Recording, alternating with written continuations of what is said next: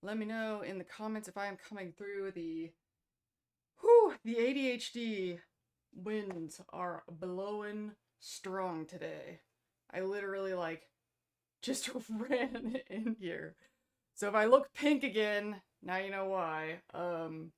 Like chilling all day and then remembered 800 things that I needed to do 2 minutes before the stream because the ADHD winds are blowing strong. So because of that, I'm only like half looking at chat right now because okay, it is now. Well, I want to look and see if anybody is um urgently trying to get my attention about anything. Okay, so this is what has to happen. We have work to do. Um. Oh my god, is the mic off? I am not saying anything until somebody can. It just says mic. Is my mic not on right now? I see the levels on my side. Or is it just quiet?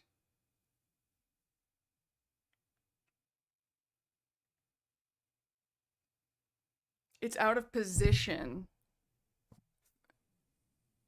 Good call. Good call. This is a better position. Do I sound better now? And I appreciate that attention to detail. Amazing. It is nice that I can count on you guys to see stuff like that.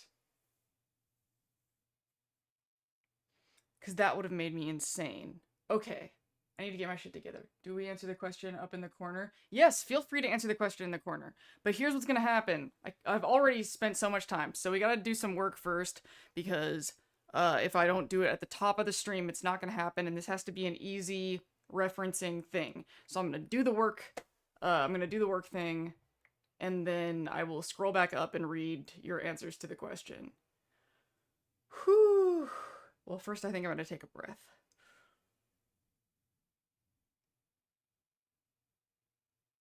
And yes, the question thing is new graphic for that. Don't ADHD away. You're already doing it, Jesus.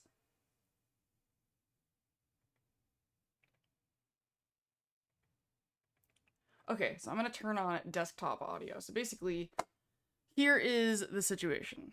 As I drink this coffee that I might regret.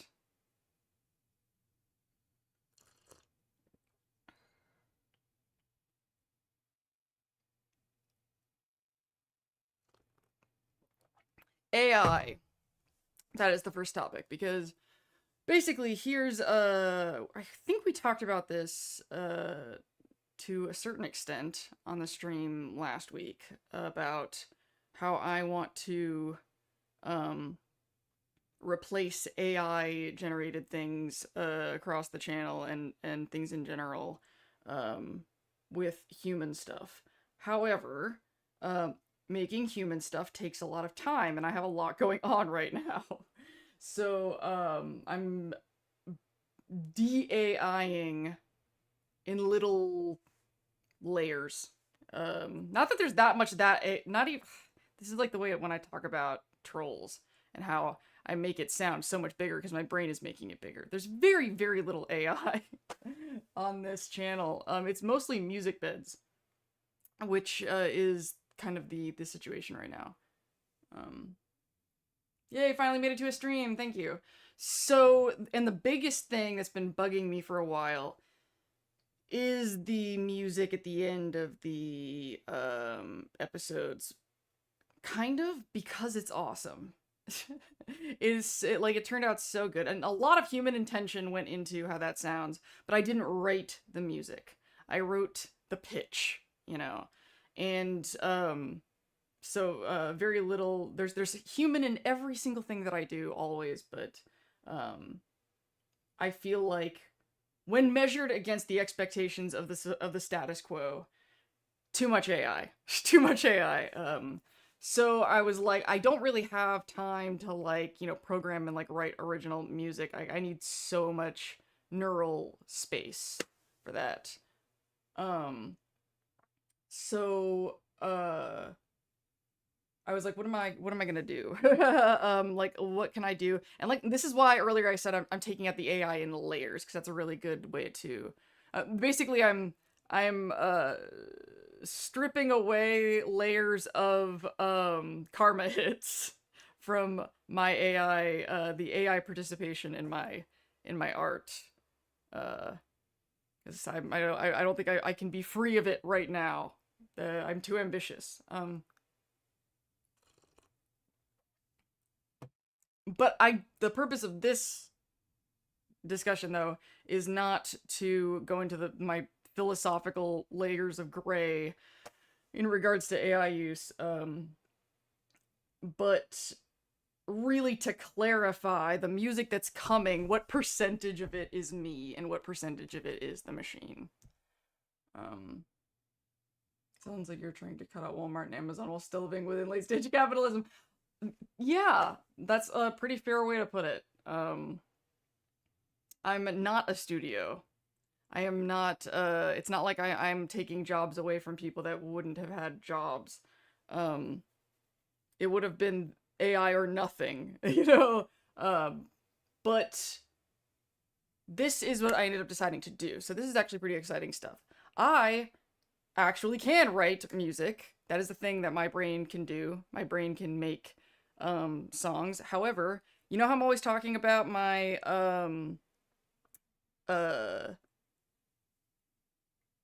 neurodivergent struggles with video games and hitting buttons and things like that. Well, I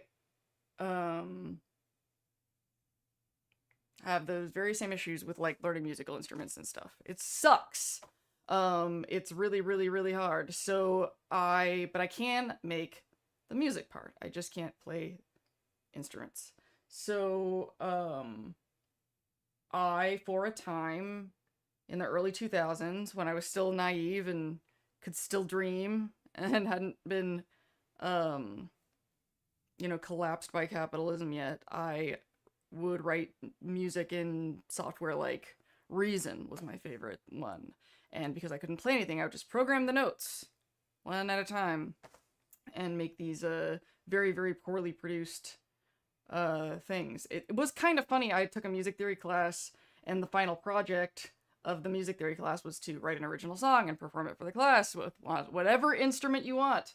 But I don't instrument, so I programmed my final exam music in Reason, and I just played it like on a stereo in front of everybody. There's some in my biopic they could put that scene. Why do you have 8 wheelers in your Steam car? I don't know. What does that suggest? Anyway, so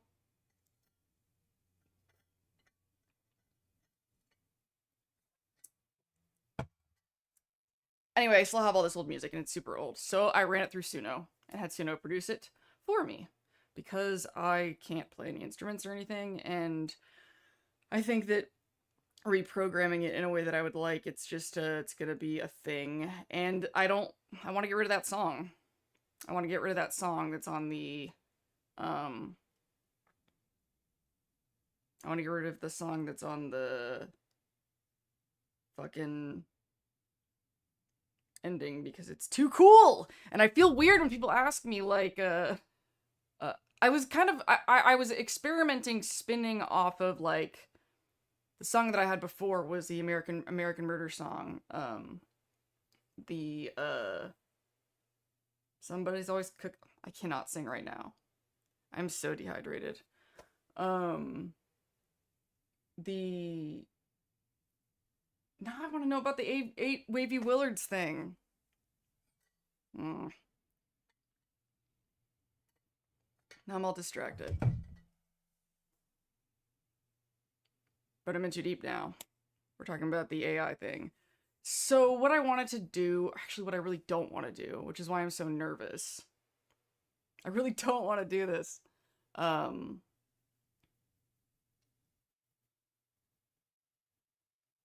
that's exactly why I was like, I want to force myself through this first. Because I don't want to do it. And I will, once we start getting off on like a more like chill conversation, because it is my music. This is like why I haven't done stuff with music yet, because it's like this vulnerable thing. Even though it's instrumental, and I don't know why, this is my pain tunnel, man. This is my Maximus, fighting Quintus thing right now, is this fucking weird shit with music. And AI is also kind of a point of sensitivity as well, because I'm a social justice warrior. And those people fucking get to me, which is actually related to this week's video. But what I wanted to exist in the world is, like, a record that shows what my original song sounded like and what the AI version sounds like, so that it's clear. Because when you tell people that you did something with AI, they just immediately assume that, like, a computer just did it 100%. Like, people don't ask any questions about how much human, like, went into it. So I feel like some things are just best explained with example. I could, like, play you the original Reason thing that I programmed in one instrument at a time when I was, like, 22. And then you can hear what the Suno thing is. And whatever the difference is between those two things is, what the robot did. Just as you leave Good Springs, that guy asked for help saving his girlfriend from the geckos, but yeah! I love that one. Okay, I should read this, like, more professionally. Just as you leave Good Springs, that guy asks for, help saving his girlfriend from geckos, but he double-crossed you once the geckos are dead. Yes, this is... Oh yeah, that's the first guy, and there's another one later, too. I was thinking of a different thing that's, like, further down the road, but that is a good one as well. Give AI the right to vote. Oh my god, Lord Nuke, you have no idea. You have no idea. You are touching on one of these topics. You know what? I'm just gonna be honest with myself. I don't want to do it. I don't want to do the AI comparison thing. I'll just make another video about it and actually edit it. I completely... Oh my... This is totally like pain tunnel stuff. Like I've talked about things like unknown unknowns. Like not knowing... Like sometimes the thing you don't know is how you're gonna feel about something. Like, oh my god, it's always a fucking, roll of the dice when I'm getting my blood drawn. Are my nerves gonna let me even do it? Because it's like a, it's a phobia, I would say. I've historically had a phobia of getting my blood drawn. It's weird, it's not needles, it's not piercings, it is specifically drawing blood. Like, sucking fluid out of my body that freaks me out. Like, it is a weirdly specific thing. So when I'm gonna go get my blood drawn, I have no clue how I'm gonna feel. So the point is, I had this plan that I was gonna, like, trudge through and do this whole AI presentation, and because I knew I wasn't gonna want to do it, I was like, let's do it first, and kind of strong-arm my way through it, and my nervous system just was like, nope, you're not gonna do it. Ah, I'm so autistic, I'm not even looking at the camera lens. Right, the AI comparison thing is, there's a song at the end of the Lindsay's Fallout credits that is, like, other than my prompt, all AI generated. And so I'm replacing it with something that I wrote originally. And fun fact, I don't know if there's anybody here who watched the Dins, my, like, YouTube show from a decade ago. I know there was one person that comes here, love us, bug us, who was a fan of the Dins. But one of the songs that I had Suno reproduce was the original theme song from the Dins, which already had kind of a retro sci-fi kind of Doctor Who weird vibe, which didn't even make sense at the time. It actually makes more sense for this channel. And maybe even, like... No, I told Alice he couldn't have it. Even though it would be great for Atlas Omnicorp, but I'm like, no, not this song. This is my, theme. Lindsay's Fallout theme. until I do it not with AI. But the melody, the song, the music-y part of the music came from my brain. And I have proof that I was going to share with y'all, and then I chickened out. So that brings us up to date. It'll make sense once you hear the before and after. It'll make sense, like what the AI did, because you'll hear a version of the song that AI had absolutely nothing to do with, and then you'll basically see what it did. It's just like redressing a very lo-fi, tinny, I mean, it just sounded like an autistic kid programmed it in one note at a time. That's what the old one sounded like. But not like so crunched it's cool like 8-bit. It just sounds bad and old and unfinished. And eventually I really would like to play a theremin anyway. And a lot of this retro sci-fi stuff uses theremin. And man, those things are fucking cool as hell, and they look really satisfying to play. And they look like something I might actually be able to play, because, you know, buttons and strings is so... I have the same problem with musical instruments that I do with video game controllers. I'm just not like... Oh my god, if somebody has vocab for this... if somebody has vocab for this, I would love to know. Like, what is it that I'm bad at? It's not hand-eye coordination. Like, basically being, like, agile about hand positioning. Like, basically, it's a miracle I can type as well as I can. Like, that, I think, was just brute force. That was, like, my brain, and thank God the letters never move anywhere. Thank God the letters, they didn't, like, switch up keyboards. You know, buttons, like, the QWERTY keyboard is QWERTY on all the things. If they fucking fuck that up, they'll ruin my life. They will ruin my life. Is it a dexterity? But it has the button mapping is a huge part of it. It's like memorizing.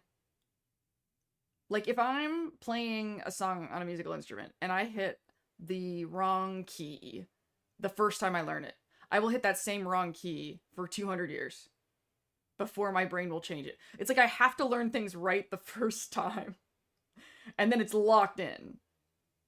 And then, but once the answer's locked in, it's really, really hard to massage it out. It's really, really hard for me to unlearn things.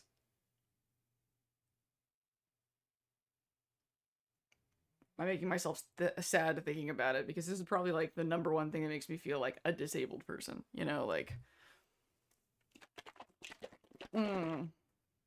Did you have a typing keyboarding class in school? I did, but I was already a fast typer by the time I took that class, because my parents worked in tech. Muscle memory? Is that it? The theremin is cool, right? I was describing, like, why it would be cool to play music like that, and and my housemate Cody was like a fucking wizard, and I'm like, exactly. It's like a fucking wizard.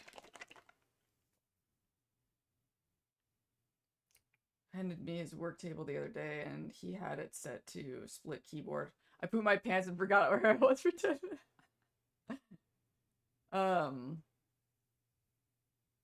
I think split I can handle.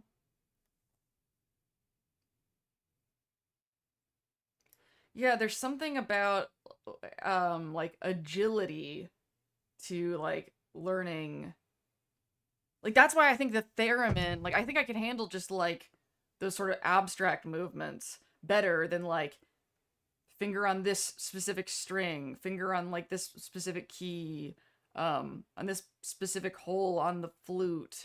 Like, all those little tiny accuracy rules take me a lot of brain energy. So I have limits to... It's really changing them that's the biggest problem. It's really changing them. like if I learn things, like if I learn to play a song on the piano correctly the first time, it'll stick forever and I will play that song for the rest of my life. And then it'll become like automatic. But it's if I learn it wrong, having to correct and like I had a really good example of this happening in my it's really hard for me to like play two different video games where like one right after the other that have different controls on the same controller. Like this button was jump on the other game, but now that's one of the reasons I became so obsessed with Fallout, because every Fallout game the buttons would be the same. It's really hard for me to change things. Oh, that's gonna make me crazy. I had a really, really cool example of that's gone.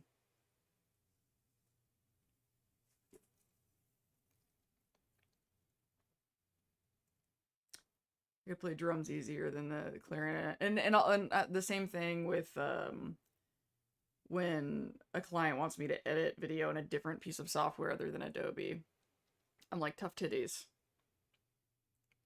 It's like I was like, it's like asking a master pianist to play it on a cello. It's like,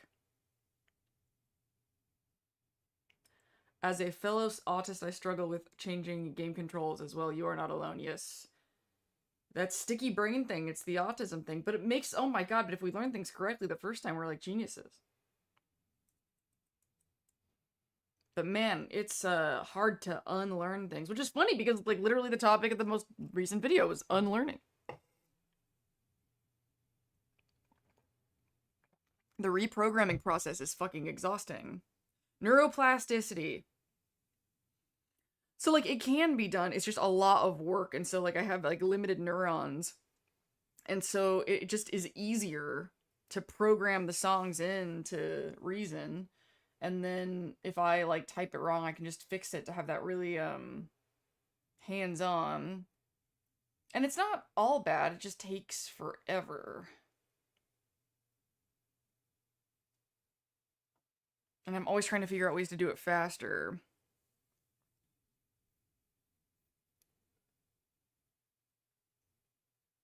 Autistic genius or constant lifetime struggles. Yeah, the world just requires more agility than that, you know? That's why I always say, like, I love that agility is one of the special stats, because that's exactly what to put 0 Lindsay points into. Like, I have no strength. I have no, no, perception would be high, endurance super low. It's so easy for me. Charisma would be high, intelligence high, agility, fuck no, and decent luck. Decent luck. I'm probably the easiest person to special stat in the world, because it's just so obvious where my points are high and where they're low.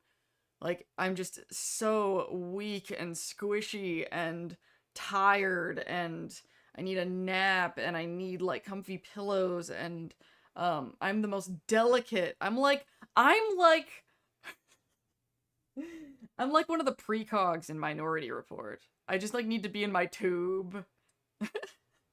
I'm so like sickly and weak, but like this incredible brain, and like just the body is just a squishy, feeble mess.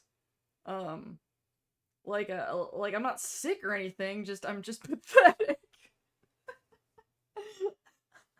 Oh my god. I'm like, you want to go hiking? Yeah, on perfectly level ground, I will go hiking.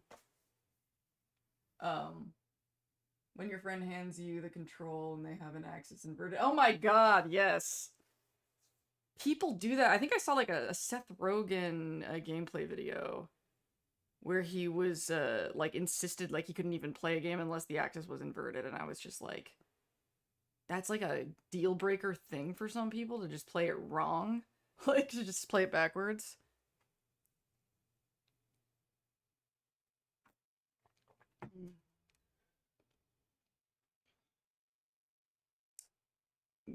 I don't know, should I? I'm gonna put on the BRB really fast, because I want to check on something, and I don't think I'll be gone for very long, but I'm gonna BRB, famous last words.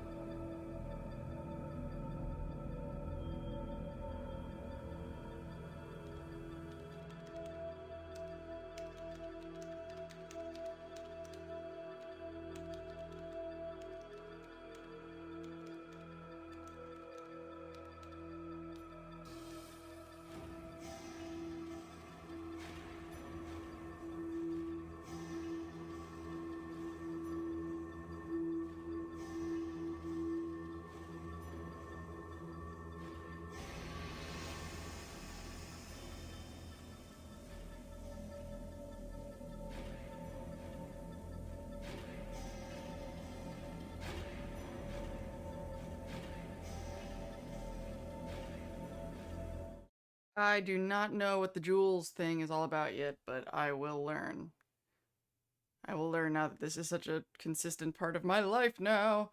Um, should my mic be louder? I know you said the BRB was.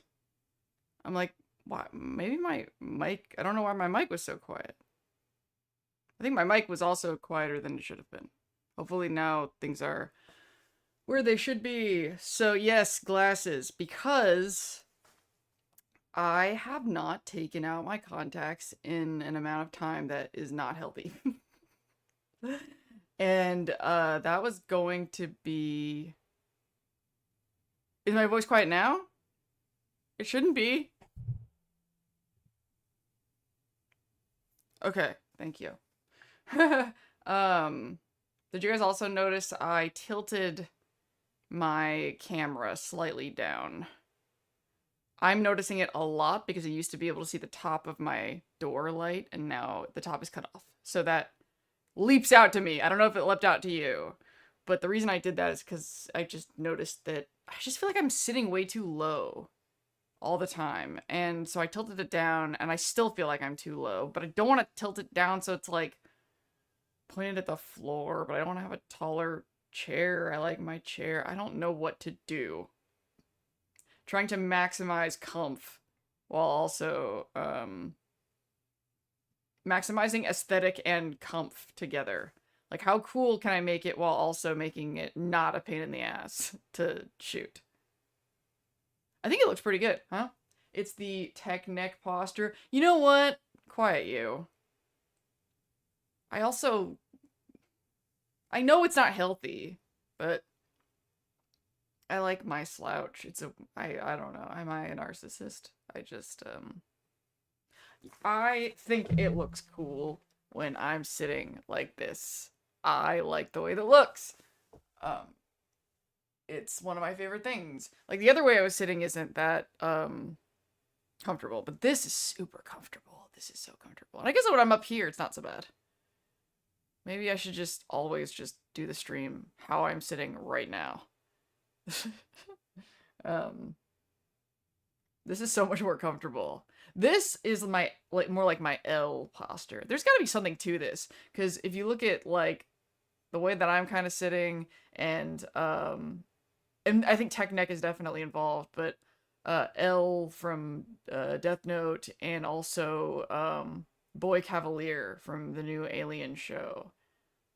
This posture is it reminds me of, like, kind of the hypermobility stuff that ties together with ADHD and neurodivergence. There seems to be a thread, a genetics thing between me and a bunch of people who sit like Gollum. There's something, I seem troubled tonight? Do I seem troubled? I am, okay, actually, I will be honest. I had a meltdown on Monday, which, like, I always tell people, like, meltdowns aren't a sign of autism. They are a sign of, autism and distress, you know? And, I have been, like, making a really, really, really strong effort to, organize my life in such a way that I can handle my own life, you know? And, like, do the stuff that I love doing. And so it's sometimes it's like it's not just the circumstances of the meltdown that are hard. It's the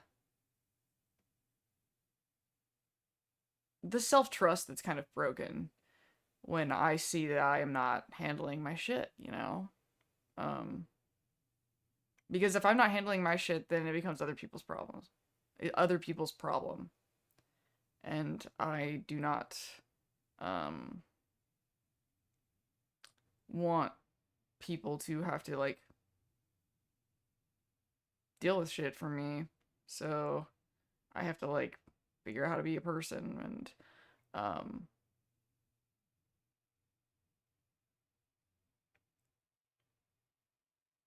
So it just scared me a lot. It just scared me a lot.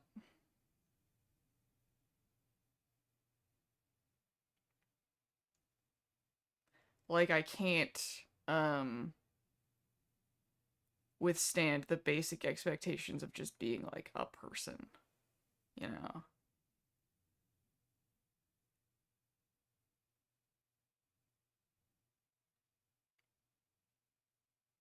Yeah, I guess I didn't know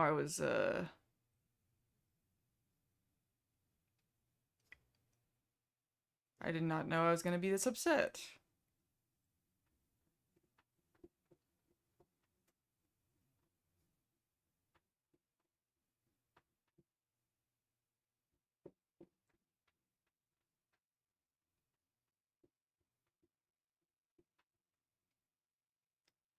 I'm okay. I'm like a part of me is like how transparent do you want to be with the internet?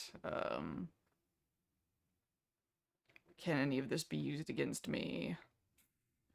Um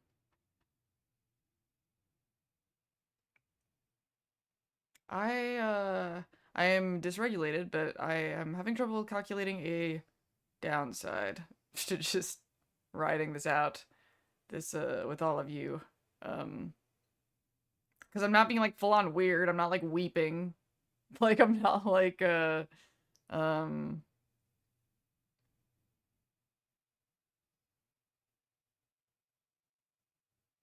I'm not like giving away a bunch of personal details about a bunch of personal things. I'm just like, yeah, having meltdowns is a vulnerable thing. Cool.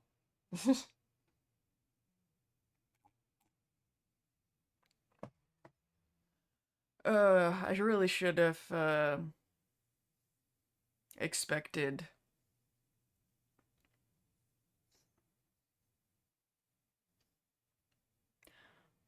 Oh, thank you for the $20. I sympathize. I was raised to handle my shit, and the idea of needing help messes with me bad. Yeah, my loved ones have to uh, pushed me to take help. Yeah, I'm lucky that I have like a small circle of like quote unquote overflow people, people who know that I struggle with stuff and are like ready to catch me if but trust me enough to like go on this weird this weird journey that I've chosen in life. Um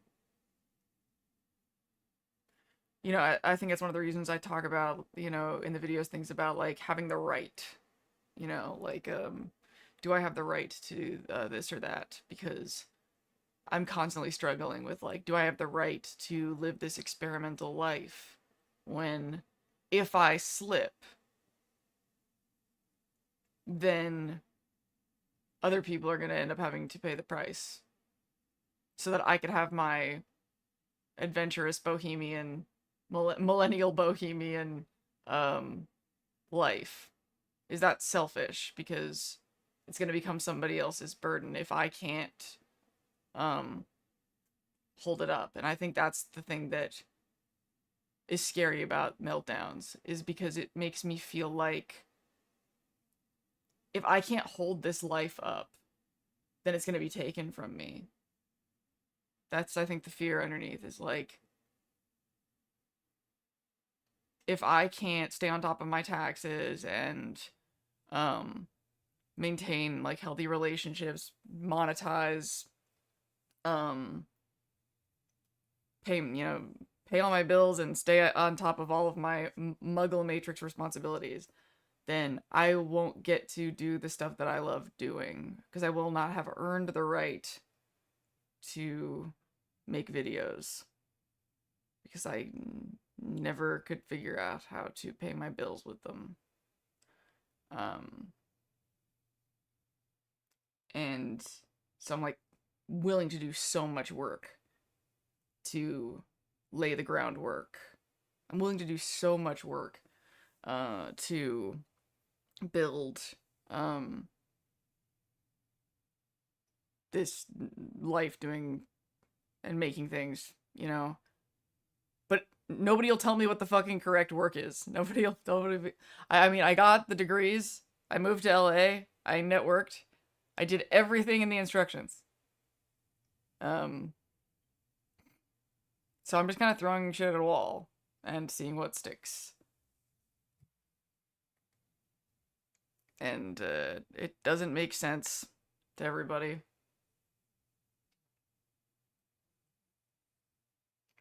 Why I make the choices that I do, but um that's one of the things that sucks about just having a brain that just doesn't work like everybody else's. Is my god. I tried to be normal, y'all. I really did. And apply for normal jobs. Date normal people. Like I didn't honestly, if anybody's seen Kill Bill, how like, you know, Beatrix Kiddo was just gonna be a fucking badass and was the whole wife and, you know, normal life just didn't end up panning out. Similar feeling or something.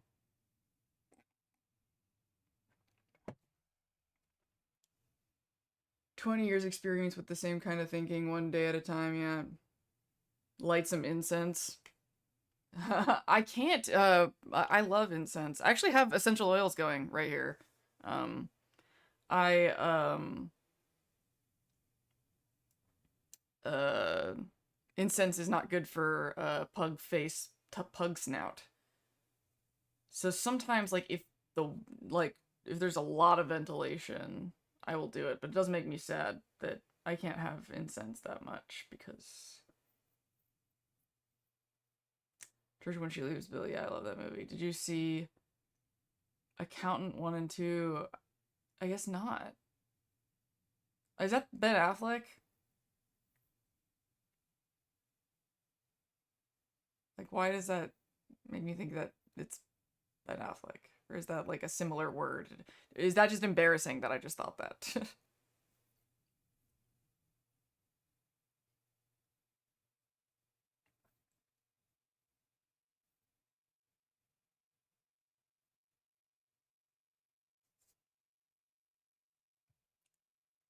Okay.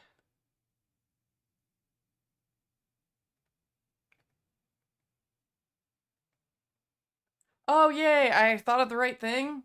Why am I so surprised by that?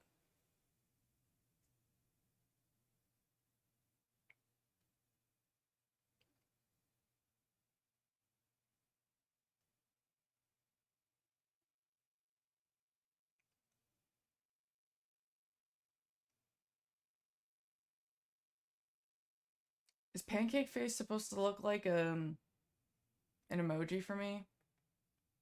Why doesn't it? I don't like it. I'm too spoiled. I'm too spoiled and millennial to be without whatever plugin I need to see everyone's super fun emojis.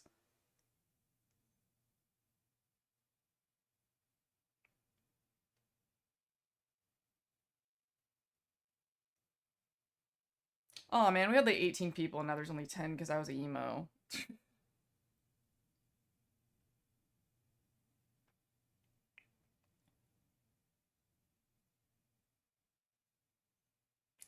Well, if it wasn't meant to be like a big stream night, then I guess it wasn't meant to be.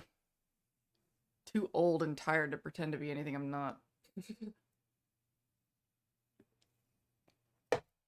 That would kill the whole point of this weird life I'm living.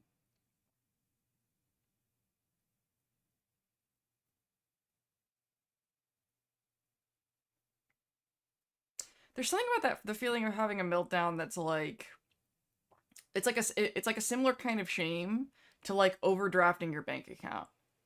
Like if you overdraft your bank account, you're like, oh my god, I wasn't paying attention and I spent more than I had. I'm such a fucking idiot. Because that's essentially what's happening energetically when you have a meltdown. You know? I didn't budget. And I have the coolest system too for budgeting my energy. Have I told you guys about this? Have I told you about sun time, earth time, moon time? I do not remember. That's really what y'all are seeing right now is a poor energy allocation, which might be some medication rearranging, but not that much though.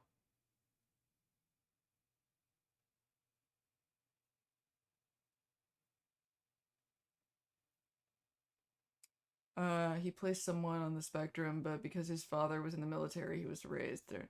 Counted by a higher. I'm a writer dyslexic. I feel you. I've been trying to get a new job, but it sticks right now, and I have negative luck. And I wonder if I'm too odd for normal people. Yeah. Zoe Brugg 7594. Do I recognize your name? Have you come to streams before? Like, sometimes I can just be an idiot, and I might remember stuff we've talked about, but... and just not remember the name. There is no normal life, just life. Do the best you can. Yes, people count on us, but you gotta try.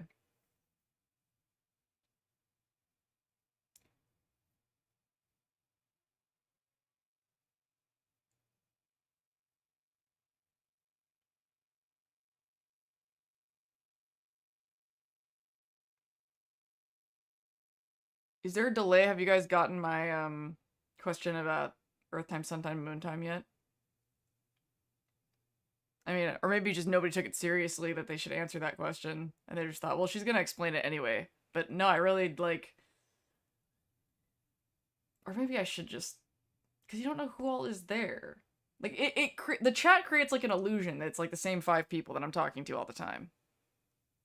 And then I forget that there's, like, most people that come through here don't chat. I'm commented on your videos before. Ah, that might be exactly it. But are you new to the stream? You know, I'm almost excited if people comment actually make it, because I'm a little swift with the band hammer. I'm a little swift with it, because I'm tired. Like I talked about in the troll video.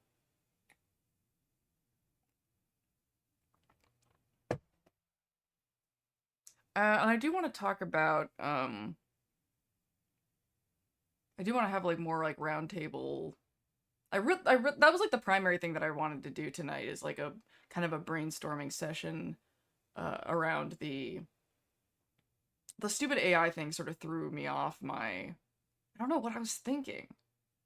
It's not a rush. I thought it would be easier. I just thought it would be... I thought the AI thing wouldn't be so triggering. And it was something that I could just get out of the way. But apparently my nervous system is like, ease into that.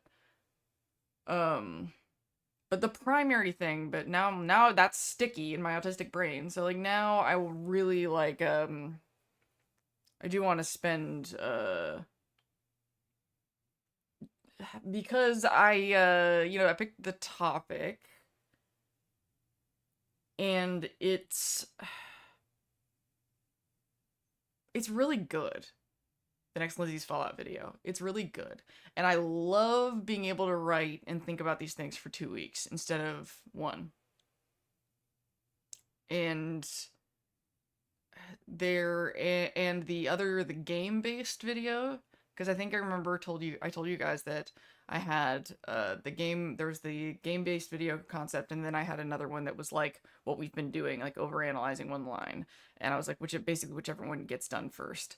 And it's clear that the game one is gonna take more time. But what's incredible is I actually have been working on it a little bit at a time. I actually have been recording and bit by bit.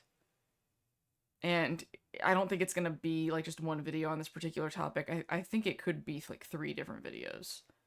But I'm kind of covering a lot of ground before I decide kind of how it's going to be split up.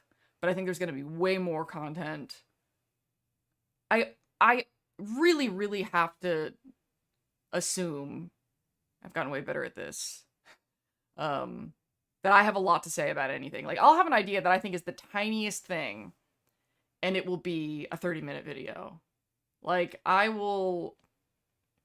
my brain is generating a lot more shit. And sometimes I just don't know how much shit it is until I sit and write it down. And then I'm like, this is way bigger. And so originally, this concept, this game video, felt like a really, really small thing. It felt like it was going to be like, oh, it's just this one little thing. But now that I'm seeing how much I'm recording, I'm like, if I'm recording this much, then I bet there's a bunch of topics. What I need to do is just record everything on my list that feels like I'm getting all the coverage of this story arc. And then I think I need to, like, transcribe those clips and kind of let them wash over me, and then let the brain do what it do. But there's so many more branches. There's so many more branches. The last stream in that first video premiere, you live chatted with us, and the most I have ever participated in. Oh, really? I would like to think that that's because maybe there's like a demographic or like a group of people that aren't really finding cool places to hang out elsewhere on the internet, and we're like finding each other here. Like, I basically had to light this weird beacon, and then people who think like me started coming to chat. I would bet there's a lot of you that have a similar story where you don't normally chat, but you do here. Am I crazy? Am I making that up? I don't know. We'll see what the chat says. A better tracking method, but that's probably in subscriptions. Please explain the times. Go home, but I'm still doing stuff, so a lot less chatty than usual. All good. The perfectly reserved pie shirt. It is so cool. And I drew this with my hands. AI wasn't a thing when I did this. I probably wouldn't have spent so much time on it. I would have probably, but then I wouldn't have sold it, you know? That is where, one of the places I draw the line. Sometimes it's hard to know how complex a task or draining it is until you start it. Learning to manage self-expectations is hella tricky. Yeah. No, you're not crazy. This is a very relatable stream. No, I'm loud and obnoxious in everybody's comment section. Lack of physical third spaces means we gotta find them in digital realm. Yeah. This is very, very related to what I'm talking about in this week's video, guys. I cannot believe how tired I am right now. And I'm doing something tomorrow, too. Might have to go to bed earlier. God damn it. Okay, we're gonna make, like, a plan of what time I'm gonna stop and actually stick to it. Who are my babysitters? I know that Carbal Snarky is one of them, but there's some of you that really like keeping me on track.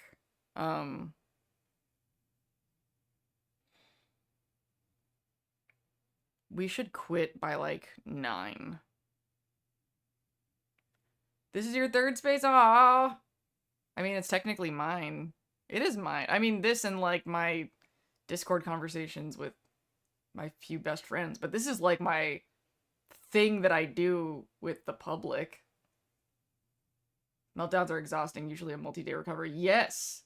Yes! It's like a 3-day recovery. Well, I guess it was Monday, so, and it's Saturday, so it was like, it threw off my whole week.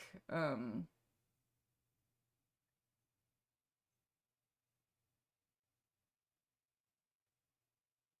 know, maybe the medication swapping. Stop, Lindsay. Oh my god, just live in the fucking moment. Stop, like, analyzing your life all the fucking time. That's something I have to unlearn. That's something that's really sticky. Yes, 9 California Pacific time. Oh man. Yeah, it's really, really hard for me to just live in the moment. that's the sun time, earth time, moon time, you know, kind of thinking. Like, I'll just zoom through it. Earth time is like stuff that you're doing with other people, or other people are waiting for you, like sort of small errands, like, um, you know, being down to earth, you know. And then sun time is like exhausting slog. It's gotta get done, but there's like no dopamine for it, and you're like, you want to die just thinking about how you have to do it. That's sun time. And then moon time is like, wee, like doing whatever the fuck you want to do, whatever feels good, departing the planet Earth and disappearing into a project or something that's just fun and letting go, you know. The problem is, to have proper moon time, like, you really have to let go, like, not worry about what time it is. And I think that being an alone, single, no family, autistic person, not having somebody to sort of trip sit my moon time, so to speak, I'm always a little bit on Earth at all times because I'm responsible for, you know, how Lindsay performs on the planet that's shared by others. And to have proper moon time, that means I don't have to worry about what anybody else is gonna say or do about anything. It's like being in a dream.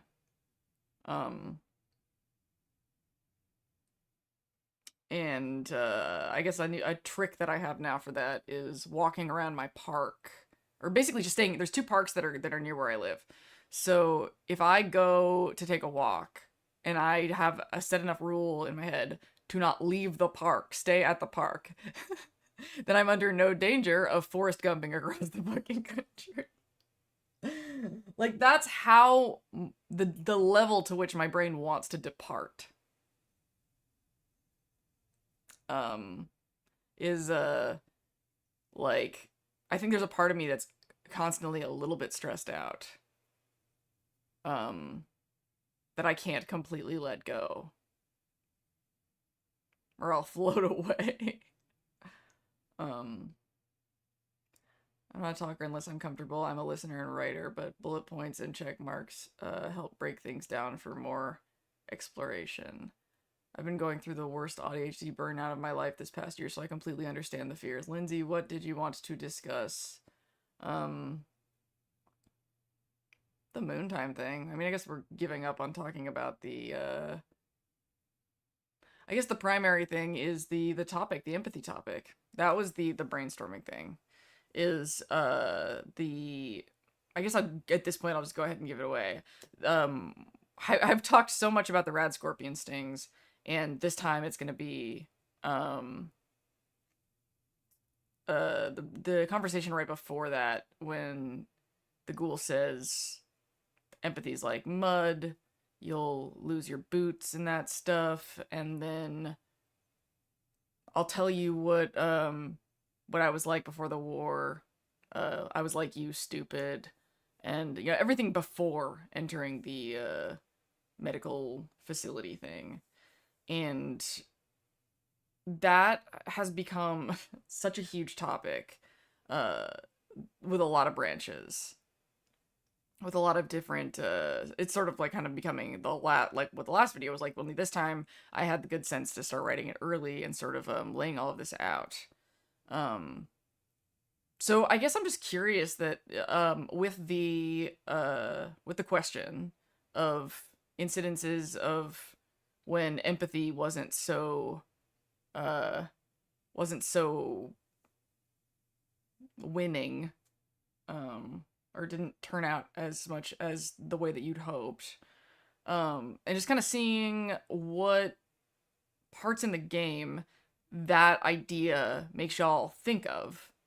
And then when I kind of hear what you guys have to say or what it reminds you of, it basically might make things connect in my head better about, you know, the concepts in the episode, because, like, it's hard to explain the struggle that I'm having. Like, I'll know what the problem was once I solve it. There's something about it that's not... My brain isn't filling in some of the possible connections. And I know that it's one of those, like, sort of burnout things that, like, you know, that there's, like, not enough fuel in the gas tank. because what keeps happening is I'll think of something that does tie it together really nicely. And when I do, I'll go, how did I not think of that before? Like, it'll be like, how did it take me so long to see that thing that's like right there? And I might just need to hear somebody else say it, and then like some of these things will stick together. Did anything that I just say make sense coming out of my own mouth? Like, it is really difficult to try to describe externally what's happening in my brain. There are times when I want to participate, and then there are times when I either don't want to, or I talk myself out of it by saying that what I want to say is inappropriate or easily misinterpretable. That's some relatable shit. And honestly, that's probably a good instinct. Like, I set a rule with a friend of mine being like, okay, if we're like hanging out in real life, like in front of like strangers, like do not, for any reason, me, same here, bring up anything involving race, anything involving gender or sex, or basically stuff that is a lot more appropriate if I was doing like a YouTube essay about it, with like a kind of a warning to prime people. But like, I have sort of a bad habit of treating like casual bar conversations as like my platform, like I'm posting a YouTube video. It's warped my social yeah. I talk about how it's warped other people's social behavior. I'm not an exception.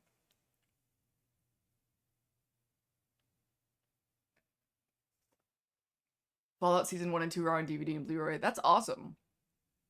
I wonder if that's how I got my 4K versions of the episodes, because I don't understand why I can't watch them. Like, I don't know, maybe you need like an add-on in your Amazon Prime subscription, but it's like I have Amazon Prime, but I don't see a 4K option, so I don't know like where those originate. On my channel, I go where the jokes are. Yeah, I own both seasons. It reminds me of Karma and the vampires in Fallout 3, trying to battle doing the right thing for everyone, but it's a fine line, or the simulated cul-de-sac in the same game, where you had to let them die. Oh, the Tranquility Lane?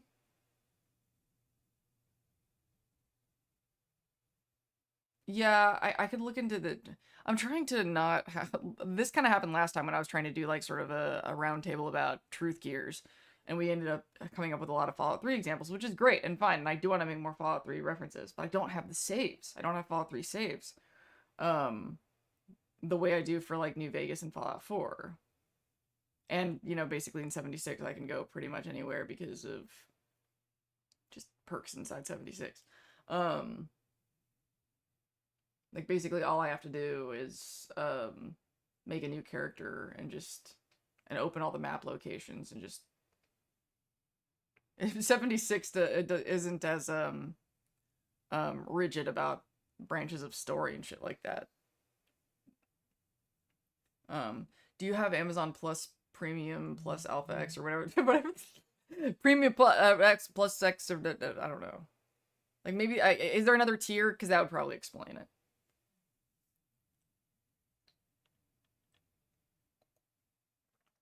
I can kind of hear Peg making noise.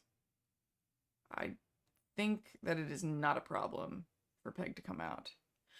And what I'll do, I'll give you guys an example of... I'm sure I've told this story before. There's an example of like the kind of Fallout stories that would contribute to the discussion.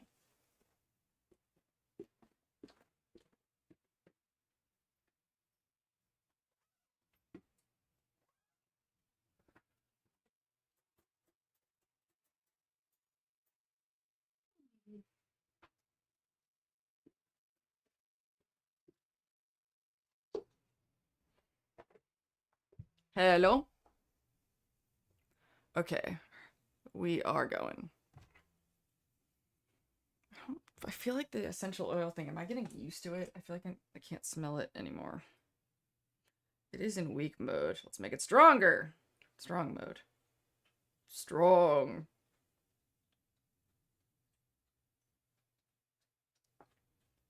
Okay, so here is and I might use this example in the episode if I think if I have more examples. If this is the only one, then anyway, uh you after becoming friends with Veronica and doing the whole thing in the face off with Elder McNamara, the Brotherhood of Steel, you one of her possible futures, which this immediately leapt out to me is like what I wanted to do, is basically you can tell Veronica or suggest that she leave the Brotherhood of Steel and go move over to the Followers of the Apocalypse, which sounds so wholesome and so nice. And I guess it's sort of weird foreshadowing that we don't take her to the old Mormon fort, that we take her to the Followers Outpost. And when we take her there, they're like, come back tomorrow to do paperwork or whatever, and then when we do, it turns out the Brotherhood was like, oh, you're gonna share Brotherhood secrets with the followers, and then they fucking killed everybody there. So basically, a bunch of followers of the Apocalypse get killed for no fucking reason, and Veronica is like traumatized for life with guilt over what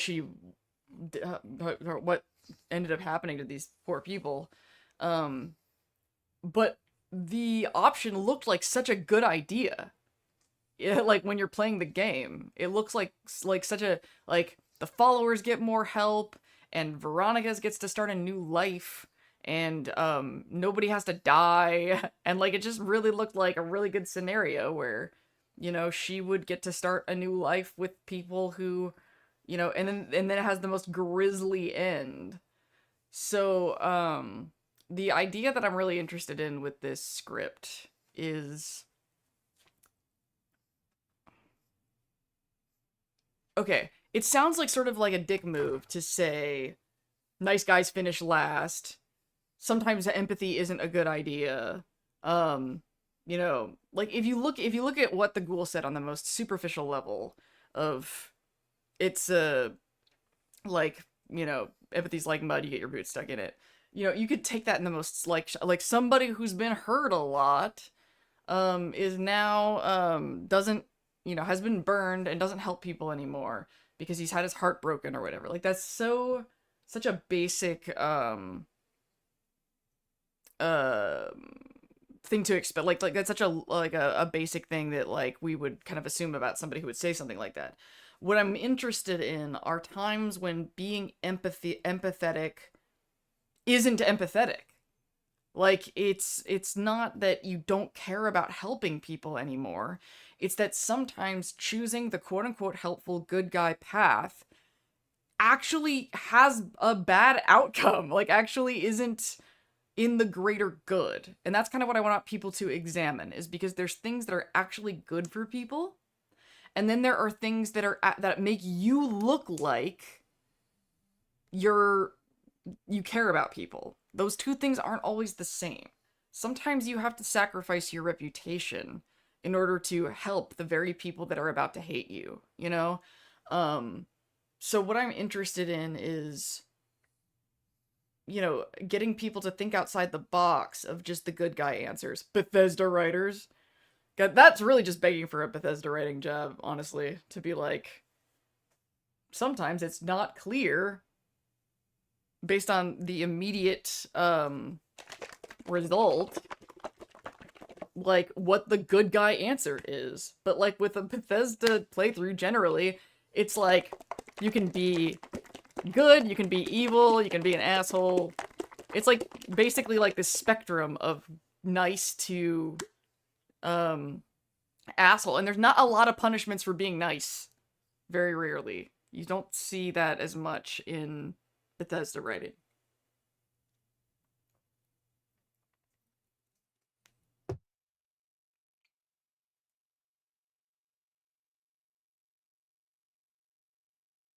Or like House, it's still arguable whether House was the best choice for the Mojave, but if you do believe he's the best choice for the Mojave, it required blowing away the Brotherhood of Steel. Is that trade-off worth it? And do you have the right to make that call? Does Mr. House have the right to make that call?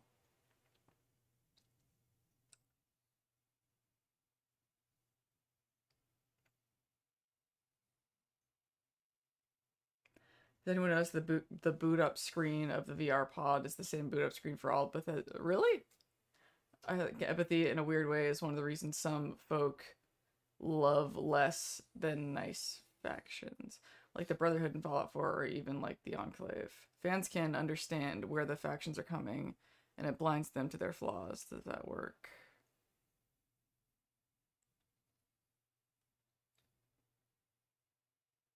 Hmm. It made it easier to side with Mr. House in that playthrough after that. Yeah, it's like the worst is done. A great example. I wonder if Joshua Graham has any. Yeah.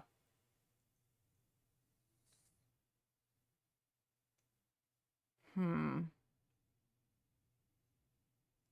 The people of the Commonwealth the best by becoming their overboss. I think it's the ghoul projecting his own gate onto Lucy. It's not a healthy communication style. I think it is that. I just don't think it's just that. Like, I think there's another layer here. Or there can be another layer here because I'm doing what I always do and I am projecting my own and I am tying it a little bit back to the Fallout, the picky Fallout fan thing. I was very surprised to find that leaving Asher in charge of the pit was the best option. His leadership kept everything. And I don't know if I should go into this right now, but my chosen ending for Far Harbor, it is wild. It kind of reminded me of what my choice was in Phantom Liberty.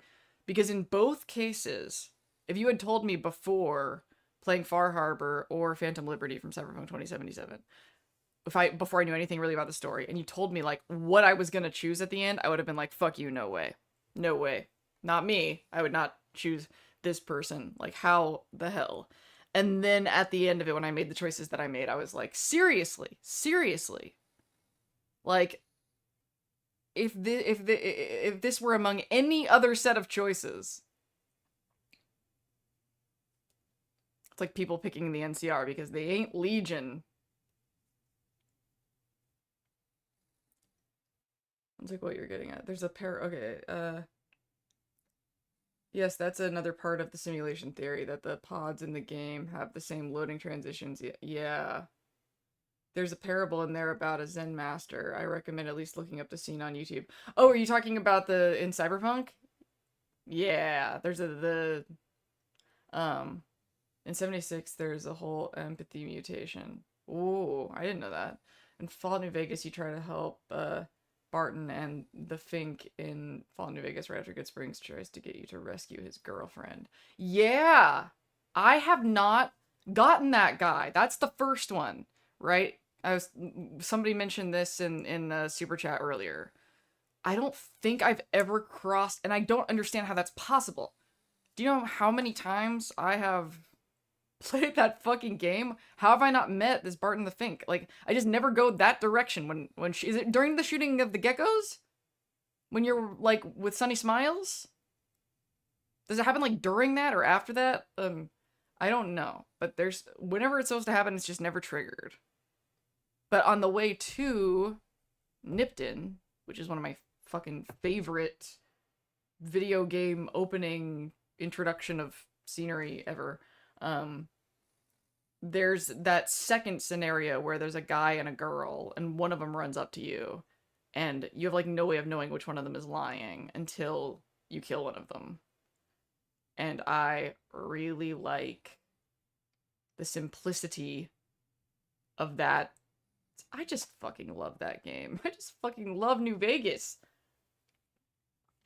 I mean, my god, I've tried my whole life around this stupid video game franchise. I just love it so much. I really love Cyberpunk 2077 as well. Almost as much. In some ways more. But I didn't have the same vibe with Cyberpunk people as I do with Fallout people. But I do feel like I'm, like, abandoning it. I really want to, like, do cyberpunk stuff. I just don't know when, how, on what fucking channel. What you're looking for now, having to choose between the sharecroppers and the trapped dwellers in 34.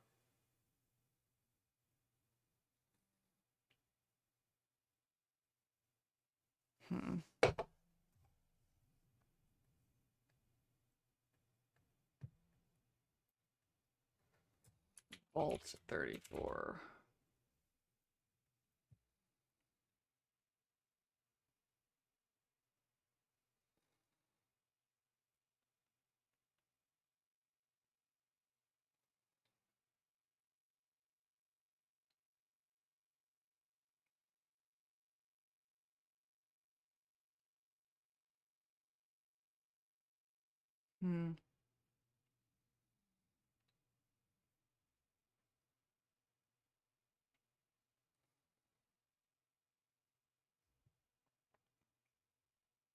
I am making a note of things.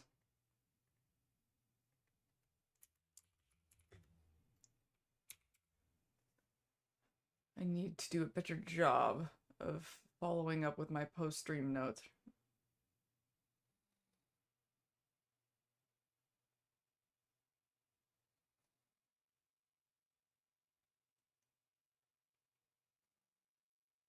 I've never played New Vegas.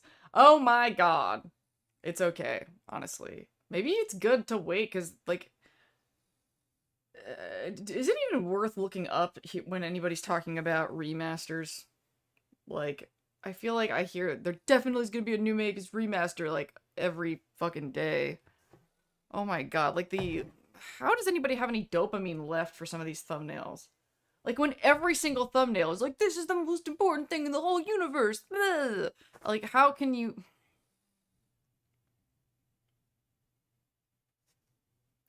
What's it fall for? You try to play the smart diplomat, but every persuasion text just sounds like you're aggressively extorting people for caps. It's not charisma.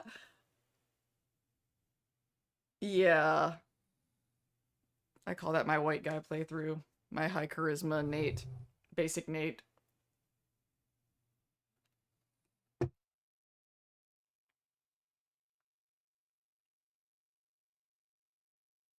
They don't actually have the source code. I still haven't listened to this stupid Chris Avalon interview. That's ridiculous. I wonder when it's gonna happen. It's in God's hands now. If you get New Vegas on PC, don't forget the unofficial patch. Yep. Never play New Vegas unprotected.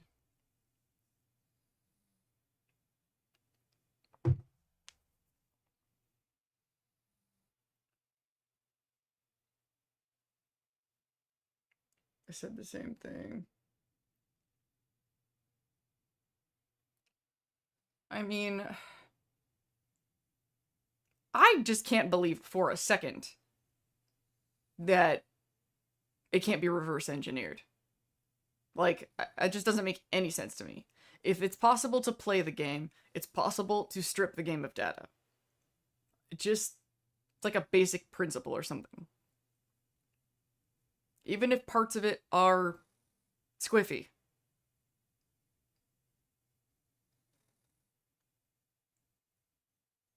I actually want to take like a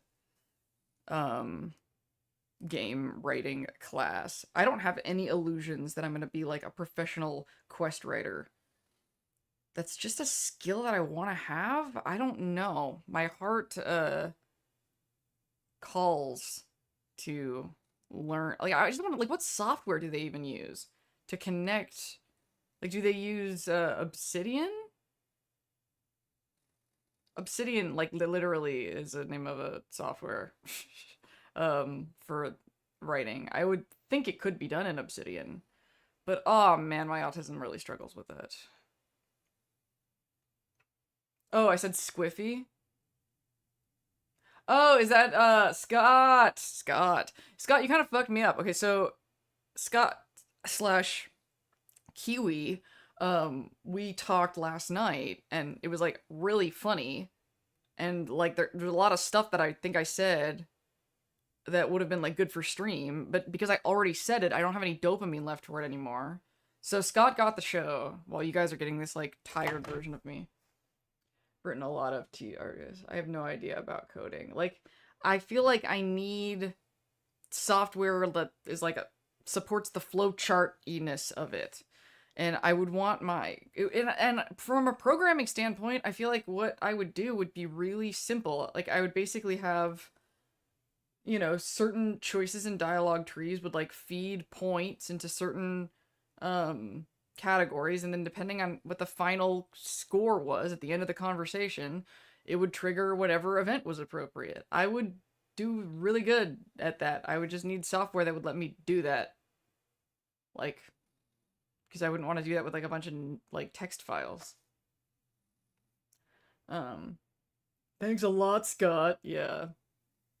Scott/Kiwi.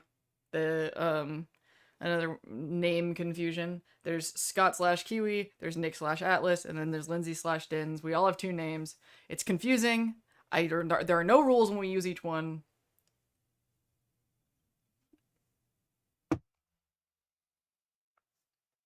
It's a free-for-all. You guys just have to figure out who's who.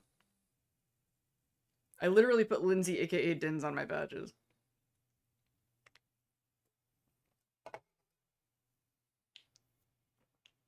Okay, back to the topic at hand. So, the best stories are ones where it's like organic that doing a good guy decision turned out bad.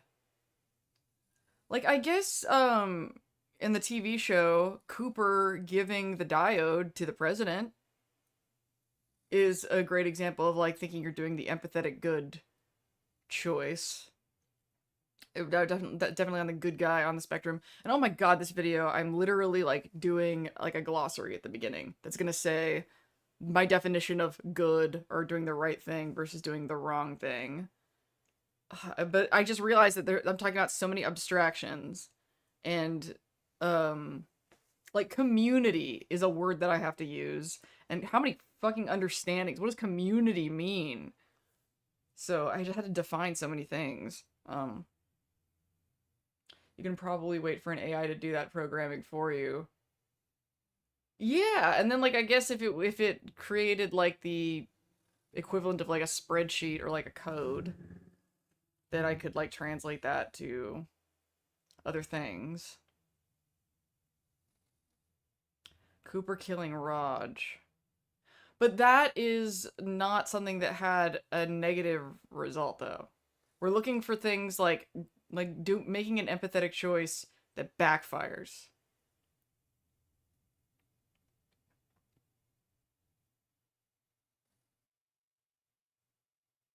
Like when kindness or empathy got somebody hurt. Like, I don't think him dying counts as somebody getting hurt in this context. It's like, I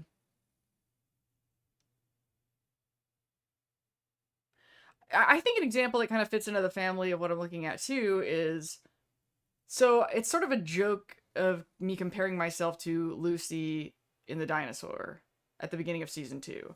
Because Lucy is like representing these higher values of empathy, goodness, when she's negotiating with the cons to try to figure out how to not have lots of violence, right? Meanwhile, while she's doing this, the ghoul is being strangled on the rope.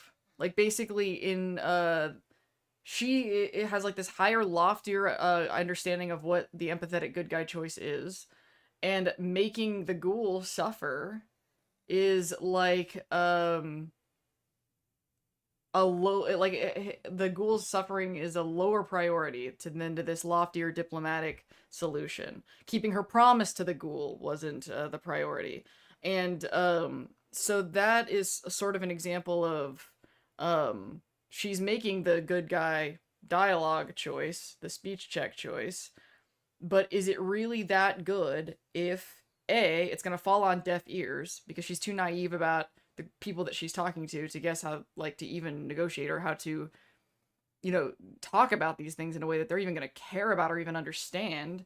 So like the like basically that's like, she'd have to roll the D28 and hit like a full like 28 or over, like, in order to get this speech check. It's like completely ridiculous. Meanwhile, it's a certainty that the person that she is on the road with, kind of partnered with, her companion, the person who has the shared stake in their trip together, you know, that person is being strangled, you know. So even though it seemed like a good guy choice to try to handle that situation with diplomacy and not shoot people, it actually caused more suffering overall that she made that choice. It didn't actually reduce suffering, it just confirmed her ideas of what quote unquote good behavior is. So it was more for ego than it was for, you know, or effectively more for the ego. Like, it could be argued that had it worked, then it, but as far as the impact it actually had, so I like that example a lot of, basically, I want to sort of make the argument or sort of have points supporting if you, it's not so simple to just be nice all the time. Like, a lot of people really have this idea that if we were all just nice and honest, that's it. You know, that there's basically no, and I also think that there's something about, it's really, really common right now for people to take their total lack of boundaries, their, total, on the surface obvious enmeshment trauma, their impulsivity, their, short-sightedness, and, basically just,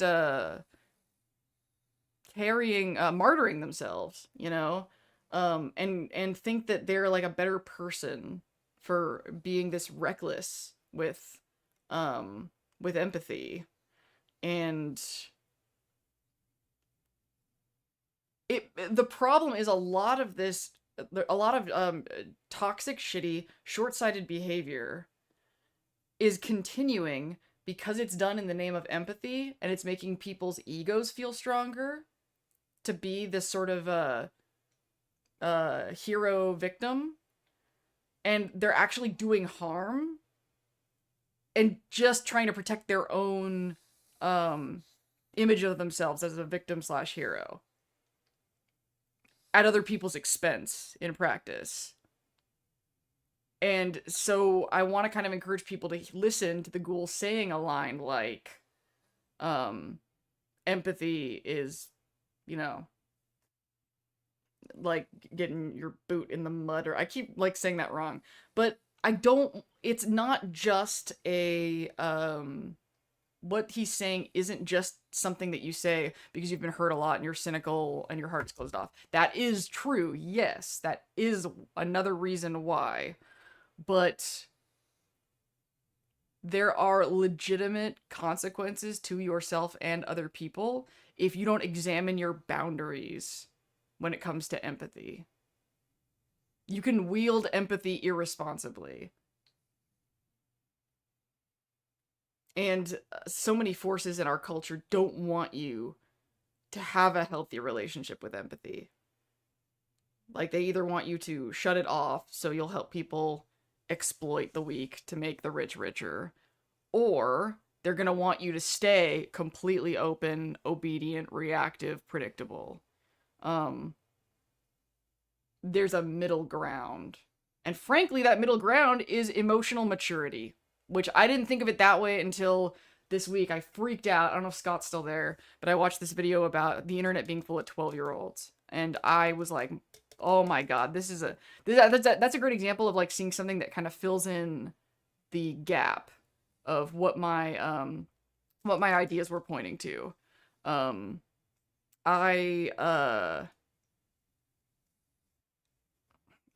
Like, even going back to like the trolls video, even talking about the trolls, because basically what's happening here that I've been kind of dealing with on this channel is being stuck in like, I care about the experiences of people who are suffering. And people who are suffering are oftentimes assholes on the internet. And I've been struggling with what to do when I see this stuff because I care about people, but I don't want to spend too much of my energy constantly getting sucked back into wanting to help suffering people who are annoying. Like, there's suffering people are annoying sometimes. And I just want to keep moving and growing, and I want to keep evolving.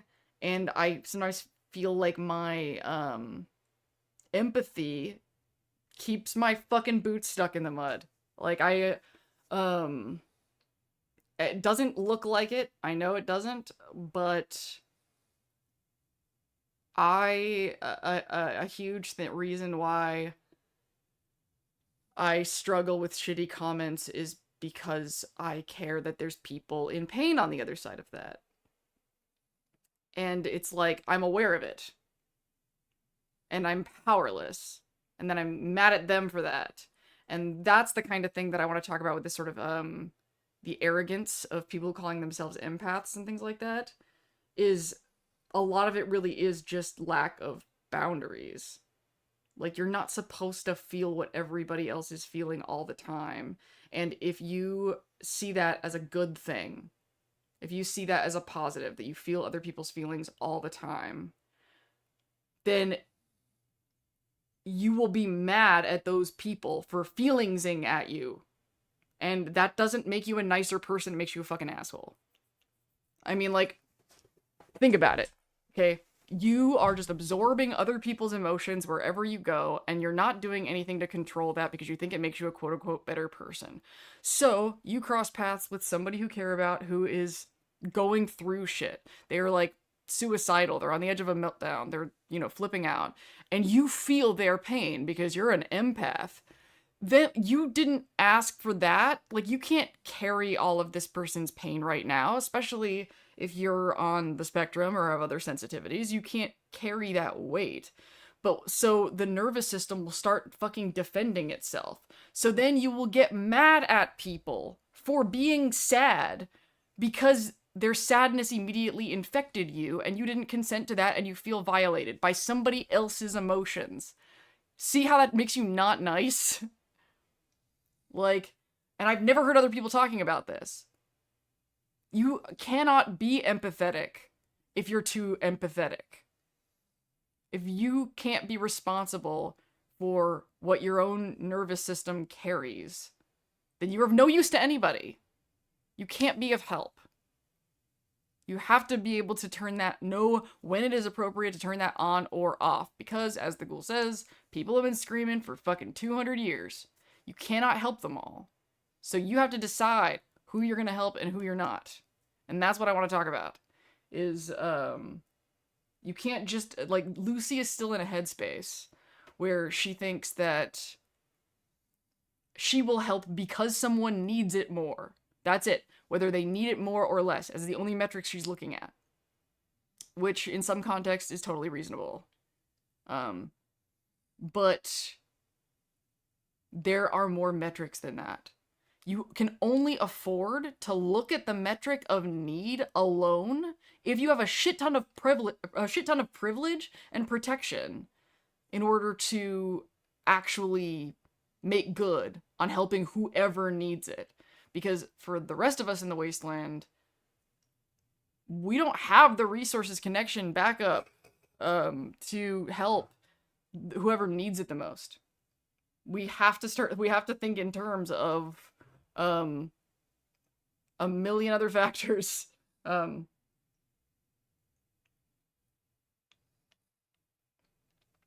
Like a strategy. But like that, but this culture that, the way that it teaches us, it doesn't want you to think independently about issue by issue like that. If you're only looking at need, and you're positioning yourself at that level of, like, I am obligated to help whoever has the most need no matter what, and I'm a terrible person if I don't do that, then you're going to put a lot of pressure on yourself to acquire a lot of resources, aren't you? You have to. You have no choice because you have to help everybody who needs it. And how are you going to do that if you don't, like, have a gazillion dollars?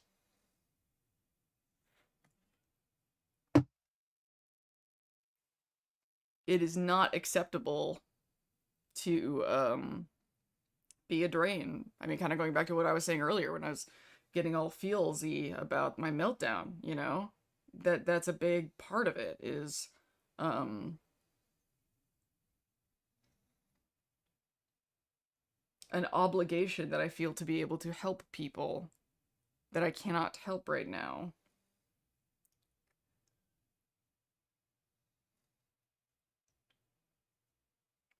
Judge fictional characters by their actions alone because info is always limited. I think you should wait. What's a situation where you shouldn't judge people by their actions? Judge fictional and real people by their actions alone. What else are you judging people based on, if not their beyond actions? Because info is always limited. Noble goals can cause disaster. The all author indicates is the if the path is heroic or a mistake. Real life is different. We must judge differently because truths are hidden. There are no heroes with magical detective skills or... Oh, you mean like there are times where you have to make assumptions to move forward because you're not going to have all the information that you need. Okay. In Fruits is that Fruits Basket, or is that a different thing that looks like Fruits Basket? Is the story of the foolish traveler, a story of a person that kept giving till all they had was their head and a note that said fool, but they gave their eyes away. Yeah, that's relevant.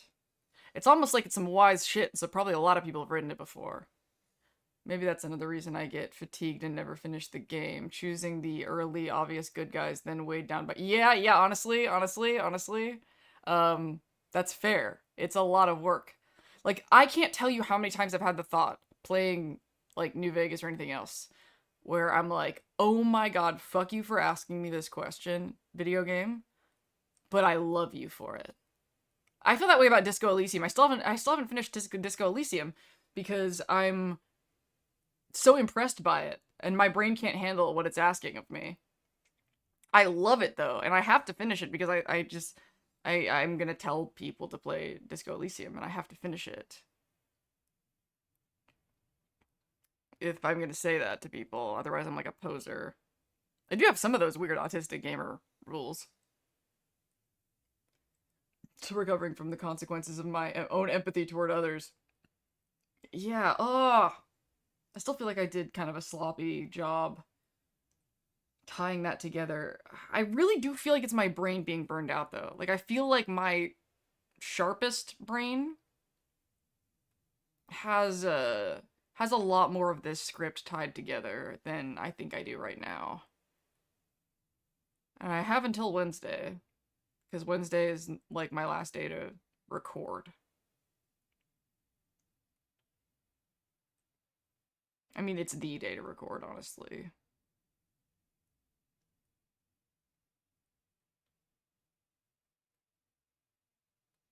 I was just thinking, there's no way I'm going to be able to do it. Unless I record it tomorrow, which isn't going to happen.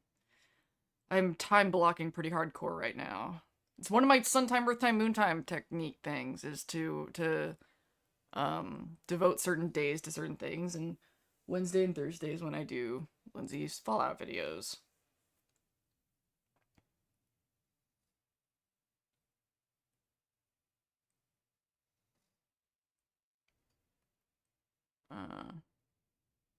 It's okay, Lord Nuke. We are getting a little abstract, aren't we? This is the kind of thing that we will be able to resolve once there's a Discord. So, like, one of the primary things that my meltdown was about was a work project where I was supposed to finish this 6-episode series by December, and it is May, and it is still not done. And,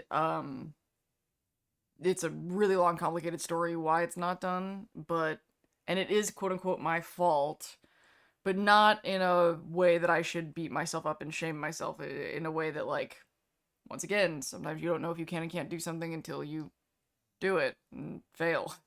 and I learned so much about how I would approach a project like this in the future. I really did. But I there's a lot of things that I want to do that I can't, like, I don't have the neural space for until that 6 episode thing is done. And I think the Discord is just going to kind of be one of those things. Like, um because the Discord's going to be like kind of a thing running in the background of my head at all times, and it's going to stress me the hell out if I'm already juggling too many things. I wish, honestly, it was get the series done and my taxes. I am 3 years behind on taxes.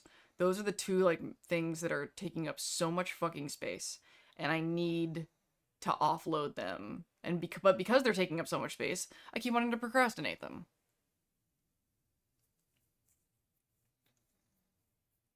Robo Scorpions. You know, funny that you bring that up. I was thinking when I switch out the AI song at the end of the end plate, the end slate of the thing. Um, I was thinking the new song. It sounds like kind of Doctor Who-ish, like mid-century sci-fi. So maybe I re-record, because right now we have kind of a westerny sort of 76 themed thing. But maybe it would be like a fun new little project to just update the ending and slate thing and maybe the BRB screen to this kind of new retro sci-fi brand. You know, make it look like I wonder what I could build in 76 that has that vibe. Um you know, use shots from the Think Tank, Robo Scorpions, Old World Blues stuff. Which, and maybe like Dima's headquarters thing in Acadia. Oh, now I want to do that right now. That sounds fun. And I always enjoy an excuse to record in-game footage because it is the joy of my life. It is my favorite thing in the world. Other than hanging out with you guys. It has been a lot of fun recording footage for the future game concept video. However, like, I don't know if you guys saw on my posts on my thing, I did like a lighting comparison with a shot of Paladin Dance. Whoever said Dance Dance Evolution, high five. That was hilarious. I don't know if whoever said that is here right now.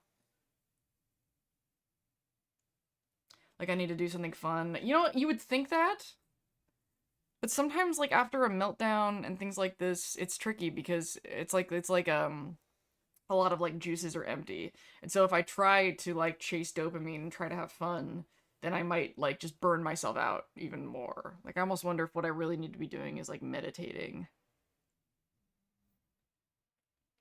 Yeah, game concept video. Because I've already given away that the empathy topic, I don't want to give away what this game concept video is. But the only hint I will give is that I've been talking about this thing for a long time. Like, a long time ago, I posted like a poll for like topics that I wanted to do once the TV show was over, and this was one of those topics. I don't know if that's, I mean, you have to kind of dig back pretty far to find that post, but it was because it was a while ago, it was months ago, of what it is that I wanted to talk about. And if you missed it earlier, I was talking about there are three, they're probably gonna be 3 videos. That's just a guess. I have no clue what the 3 topics are gonna be, but just based on my own judgment of how much I expand concepts. Like, this empathy thing, I didn't think was gonna be that long. And I was just looking at it, and I thought I was just writing the intro. And I think it's already, like, more than half of what an entire video needs. Like, I was like, crap, and I'm also having trouble with the organizing of the episode, in the sense that the original, like, draft, like, just thinking about it, was comparing it to the general idea to, like, why I quit personal development. Like, so very, like, anecdotal, a little bit more like the section in the most recent video when I was talking about being an anime nerd and then being involved in Fallout fandom, the sort of personal anecdote section. there's like there was originally going to be like an anecdote section about why I left personal development, but it ended up being like basically all the major points of the video that I wanted to make were all like present, which is why it came to mind. Um, but then it just became like, okay, well, if I just move these concepts out into like not being talking about me and maybe, dear God, talking about Fallout sometimes, um, then like what is even the point of this anecdote? Then I almost like don't want to like it really depends. I think I'm gonna have to talk about the me leaving personal development thing from the standpoint of we're talking about trolls and the internet being full of 12-year-olds, right? So um the idea of me like not wanting to be crushed by lower vibrational 12-year-old idiotic thinking. Like I don't want to spend too much of my energy trying to convince people who are not I don't want to retread old ground just to like get a bunch of people who don't even trust me to catch up. It's boring. And this is something else that I was talking to Scott about. I don't know if Scott's still around. This is like an example of the kind of thing that I was like, maybe I shouldn't have talked to Scott about this in the call and saved it for stream. But we were talking about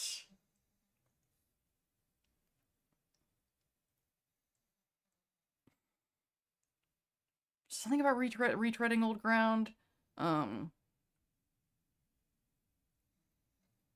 Oh, I want to be boring. I want to be boring to these people. I was basically talking about, so before in the trolls video, I was talking about how trolls, they're always there and like not talking to them doesn't help. They just want me to see it. And the fact that I do have to see their shitty comments, it's just like I needed to make it some sort of benefit to me. I was trying to be a divergent thinker. I was trying to think outside of the box of how to respond to these people. And I guess I got a little further outside of the box and am now playing with the idea of I want to make content that doesn't interest trolls. Like, basically, I won't get the Fallout TV show sucks because I won't be talking about the Fallout TV show in a way that would even get their attention. This is the tricky thing with trying to be an online content creator because you want to get the highest views possible because you want the ad revenue. However, the bigger your audience is going to be, then just kind of statistically speaking, you're going to get more idiots. And so then it becomes, we don't want to turn away the idiots because we need them for the ad revenue, but then also like, I feel so far off from making any money doing this that it almost seems like a higher priority to just sort of carve out and wiggle my way into some maybe not that lucrative corner of Fallout fandom where the right people are seeing my videos and the people who, think in this 12-year-old way are just unstimulated by what I do. They're just not stimulated by it. So it doesn't trigger them to want to say anything, nor does it, antagonize anything.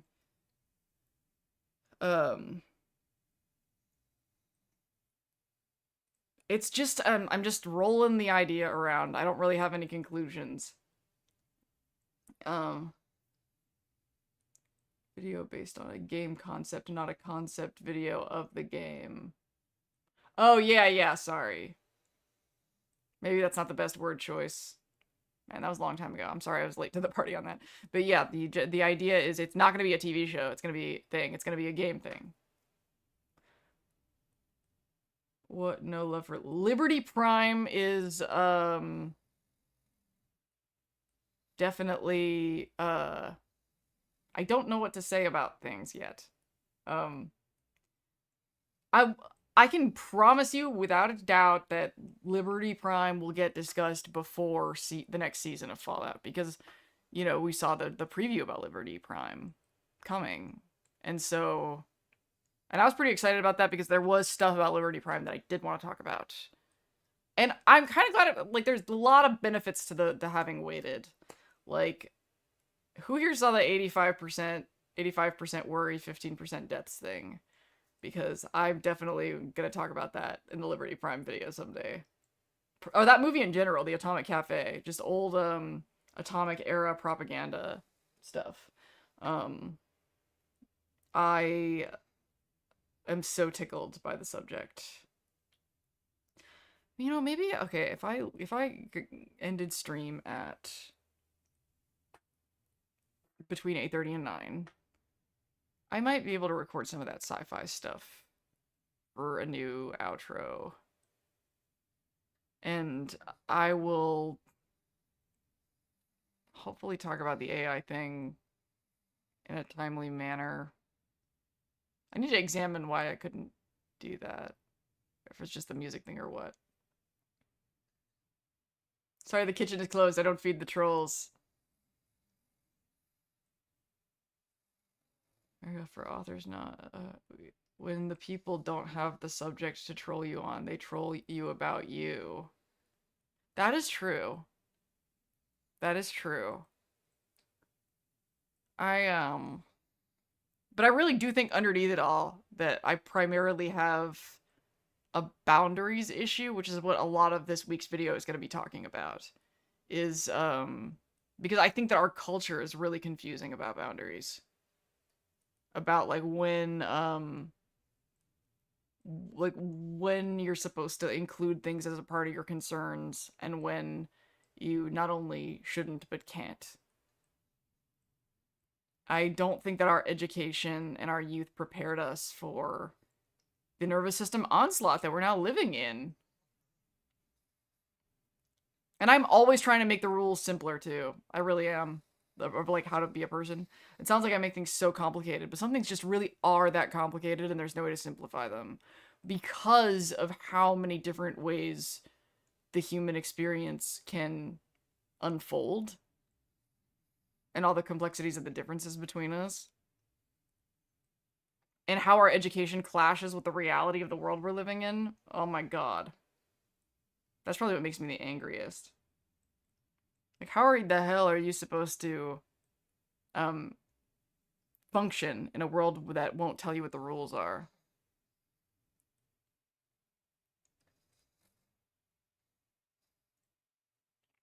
Or a world that like won't like the relevant data is constantly being hidden from us. Bunch of fucking incomplete math equations. And horrible consequences if you get them wrong. I'm really bouncing into my brain.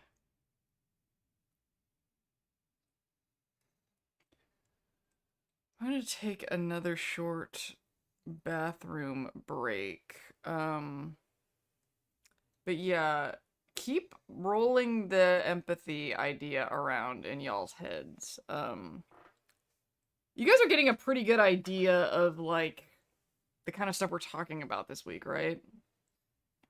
Like, maybe I've been sort of roundabout, but I'm hoping I'm painting somewhat of a picture. Marklam, that is the fucking truth. The education system is designed to create competent workers, not fulfilled individuals. That is a fact. Alright, I will be right back.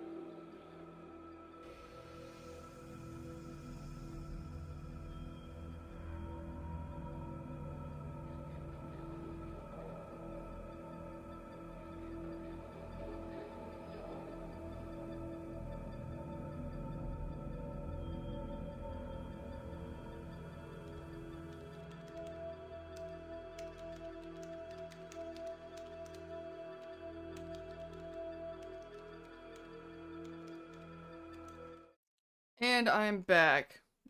Focus. Alright. I see that, somebody left.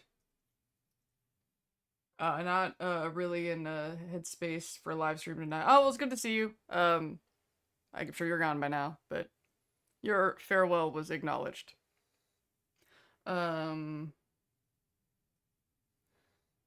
Right, so we're talking about the empathy thing. Alright, I'm still convinced Joshua Graham has something to contribute to her topic. Yeah, I'm immediately thinking of, waging war on good people, is bad for the soul. Yeah, waging war against good people is bad for the soul. This may not seem important to you now, but it's the most important thing I've said. Something about it's the most important thing I've said. God, it's gonna be fun to finally get to Joshua Graham. I'm not really sure when. I'm not really sure if this is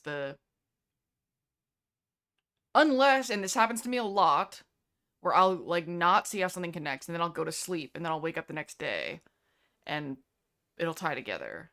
Like, I think the Begin Again video, I loved that video. It didn't do nearly as well as the, Service is the Experiment one, but the Service is the Experiment had better, like, clickbait.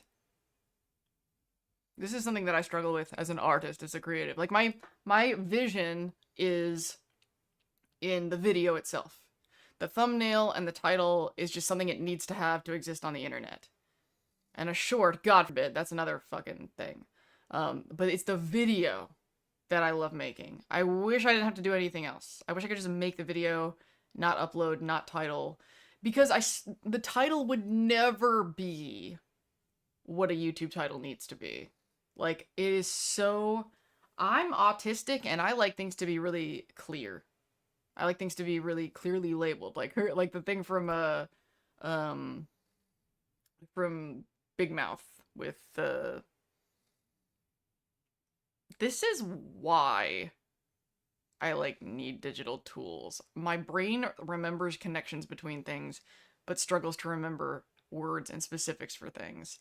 So, without help, I would just, every single sentence coming out of my mouth would be like the thing and the thing on the thing with the thing. It's like, really hard for me to remember what things are called, and now I'm getting stuck on the character's freaking name. It's my son. I literally make jokes about this character being my son. I keep wanting to say Stewie. Caleb from Big Mouth. That's my son. I gotta remember my son's name. But I like labels to be accurate. I want the videos, like, if I have a series of Fallout TV show videos, I want the title to have, like, the title of the episode, and I want it to be easy to reference, but, like, that video, The Surface is the Experiment video, I'm always gonna call that video The Surface is the Experiment video. That's what it is. But the thumbnail and the title is there to entice people who don't know what the line is yet. You know? That's the dopamine trap that I set up. You don't know what's about The Surface is the Experiment until after you've watched it. But I hate that. I hate that the title, to get people to click on it, and the way to catalog it in my library of Lindsay's videos, I don't like that those aren't the same thing. Because it's a lot less confusing for me in my files if my folders and my video titles and subtitle files and thumb files all have the same title, which is the title of the video, right? Right? Wow, I didn't know how badly I wanted to rant about all of that. Thank you for listening to it.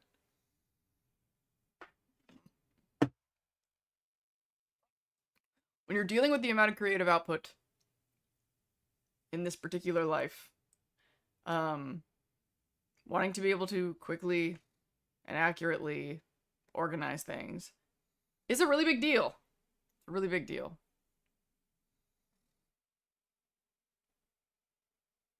Imagine a banner at the top of the screen, one below the BRB screen, just run an ad for Fallout. Fuck you first. Well, yeah. If you want to know how the developers feel about empathy, you should look at their perk for 76. You reduce your teammates' damage, but you take them 30% more damage for yourself. In Fallout 3, if you show mercy and free the colony of feral ghouls into Timpani Tower, they reward your kindness by slaughtering every single human resident anyway. True wasteland betrayal. I make a lot of placeholders titles before the right title is chosen. Same. Wait, what was the video actually called? The video was actually called This Line of Dialogue Broke My Mind. Which is such a clickbaity shit. But it was true. It really did break my mind. That's why I went with that narrative for that, because it was 100% true. I really did talk about it for months that I was thinking about that. Like, there probably is live stream footage, like, right after the show of me saying, I'm thinking about this, but I don't know what it is yet. It was 100% true that that video, that line, like, had me thinking for a really long time.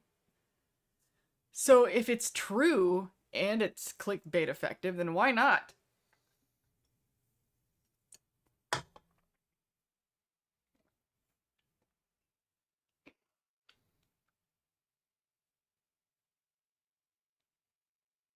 Ooh. Actually, yeah. And the Herald tree thing I need to get to getting to Herald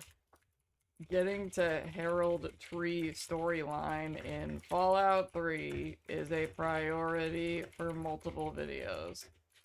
Finish the entire thought, otherwise if I just put Herald tree, I'll never remember why I wrote that. Trusting the Cabot family or showing mercy to Lorenzo backfires. Okay. That's a good one. That's a good one. And I don't have saves for that yet, I don't think, which is weird. But now that I have a reason, I think it's because, like, I was trying to do other stuff that, like, I didn't remember as clearly first because it's more dopamine. As far as, like, things that I wanted to save and record.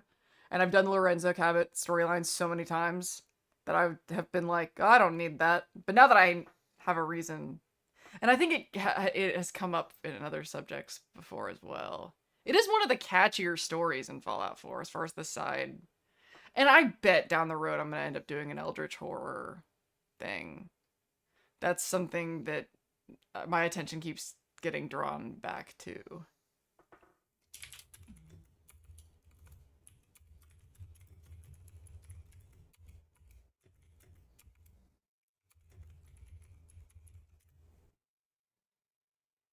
Giving water to Austin in Fallout 4's Vault 81 means sacrificing the only... Oh, yeah!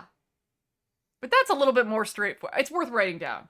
Okay, Vault 81 getting sick forever after saving that adorable boy that took you on that adorable tour.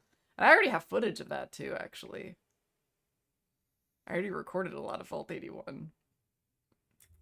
I didn't even know why I was recording it. I just had this weird feeling that I should. Maybe this was why it was meant to be.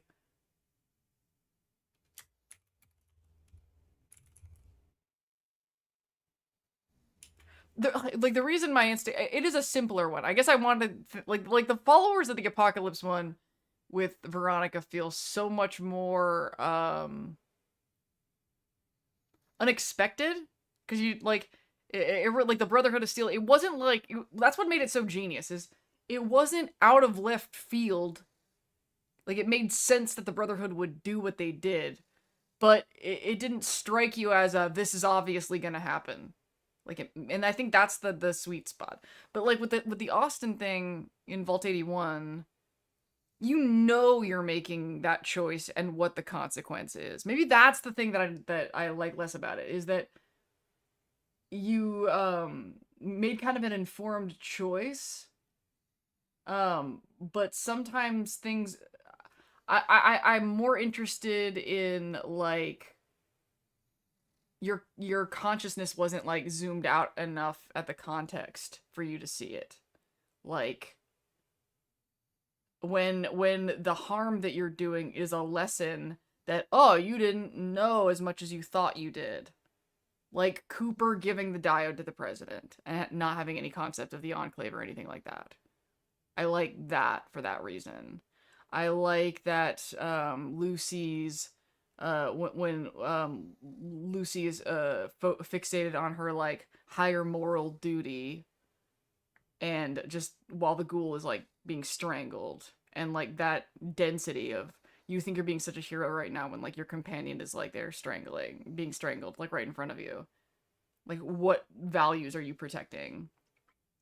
Um I like the humility focused, like, oh shit, you didn't know.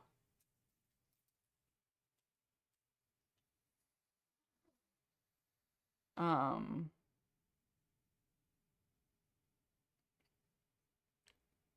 in Witcher you are punished for trying to choose the lesser evil almost all the time. Really?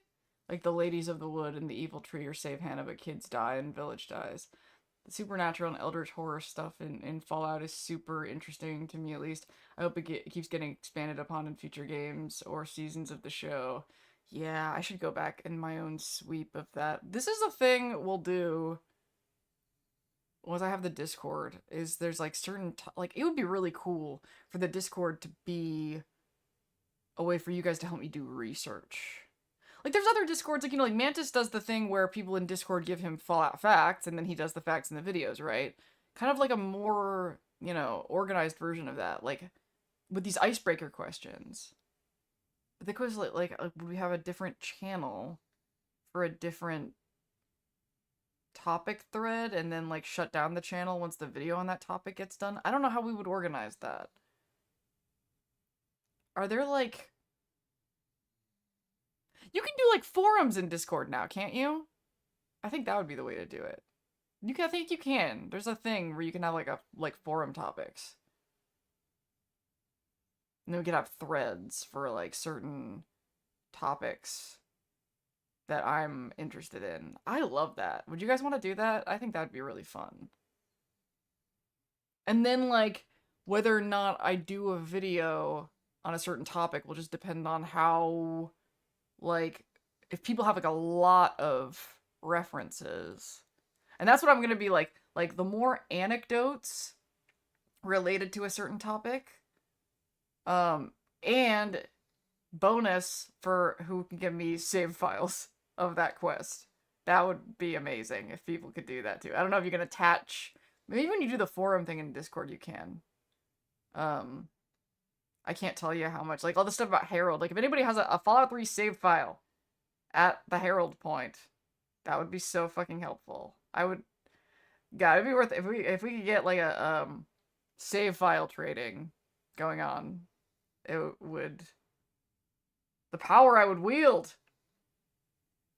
Like I know like there's a way to like really get into the guts of a save file to like trigger certain quests and stuff if I got the wiki thing, but I don't like have a limit to how much I want to like hack into shit. Like if I'm gonna put in that kind of work into something, then I want it to be like mods. And also there's kind of something about it's so easy to like break things in a save if you're like fiddling around with console commands and shit and just do like there's some save files that are just in such a state they're just I can't, or they're just ridiculous.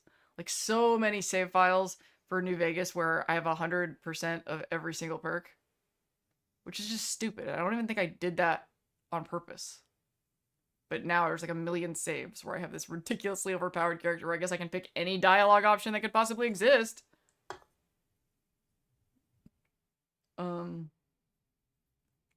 Geralt is about lesser and greater evils. Which Fallout is Geralt in? Is that New Vegas? Oh, Geralt, Geralt is The Witcher, not in Fallout. Which is weird because in this fandom normally we like really stay inside Fallout. Like I noticed that at Wasteland Jamboree, the lack of other properties, like being with any product sold or anything like that.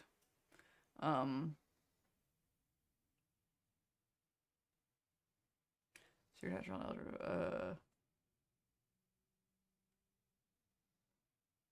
Oh, there's a Geralt in Fallout 3?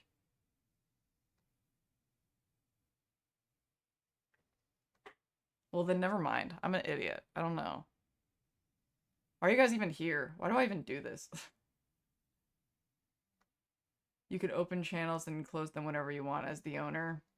I still think the forum thing is going to be the best way to do this.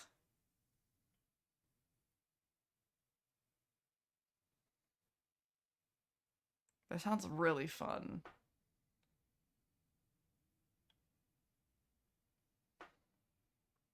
Mm, mm, mm.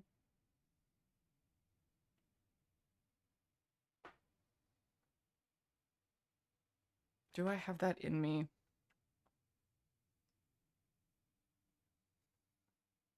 Once I get this 6-episode series thing that I'm working on done, I'm gonna be a lot more comfortable opening things up. Especially after the whole meltdown thing. But this is going to be a topic that is discussed in this week's video about,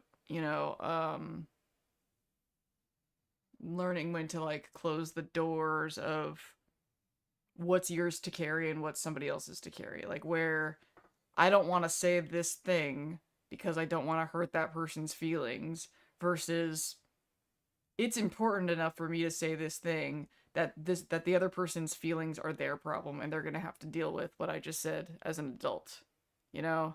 Like when is that line? Like when is it worth it to say the thing that people don't like, knowing it's gonna hurt somebody's feelings, but going, their feelings about what I just said are their problem. Like the line between being rude versus being and unfortunately, it's subjective, you know?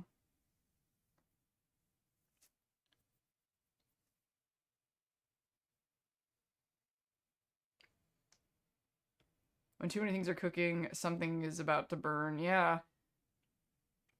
One problem I've seen with empathy is wrong with a lot of discourse these days. Very binary thinking. Topics tend to be boiled down to two answers that are ideologically very far apart when it's not simple. Yup. Yup, yup, yup.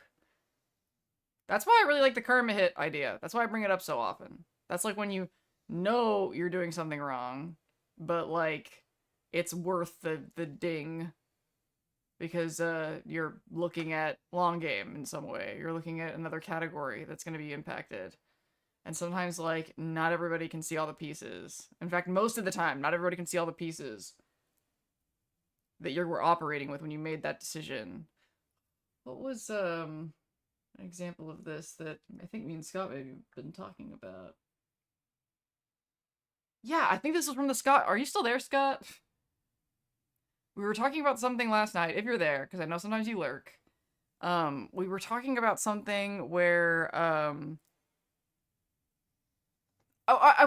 we used Brotherhood of Steel, I think, as an example of the killing of the Brotherhood of Steel,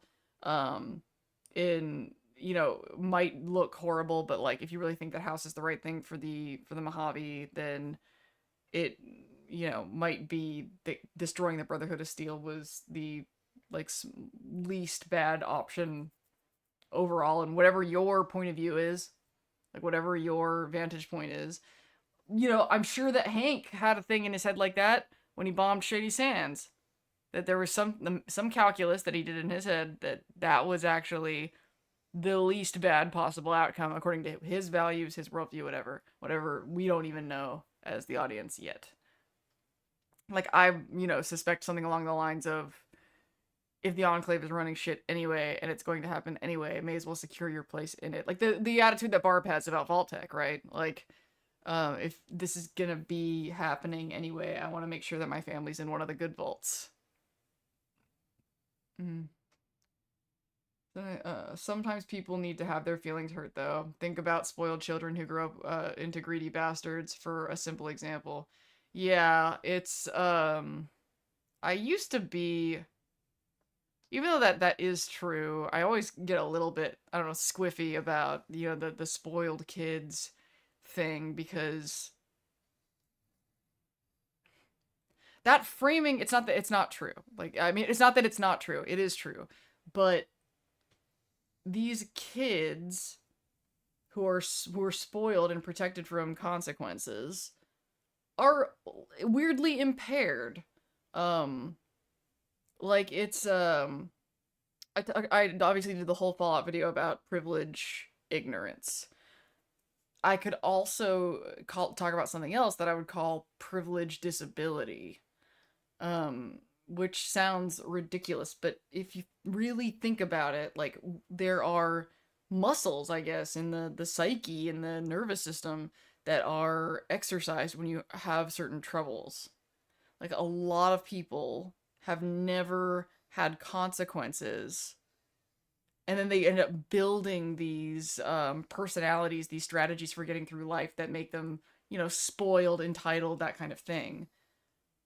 But there's an aspect of it that's sad because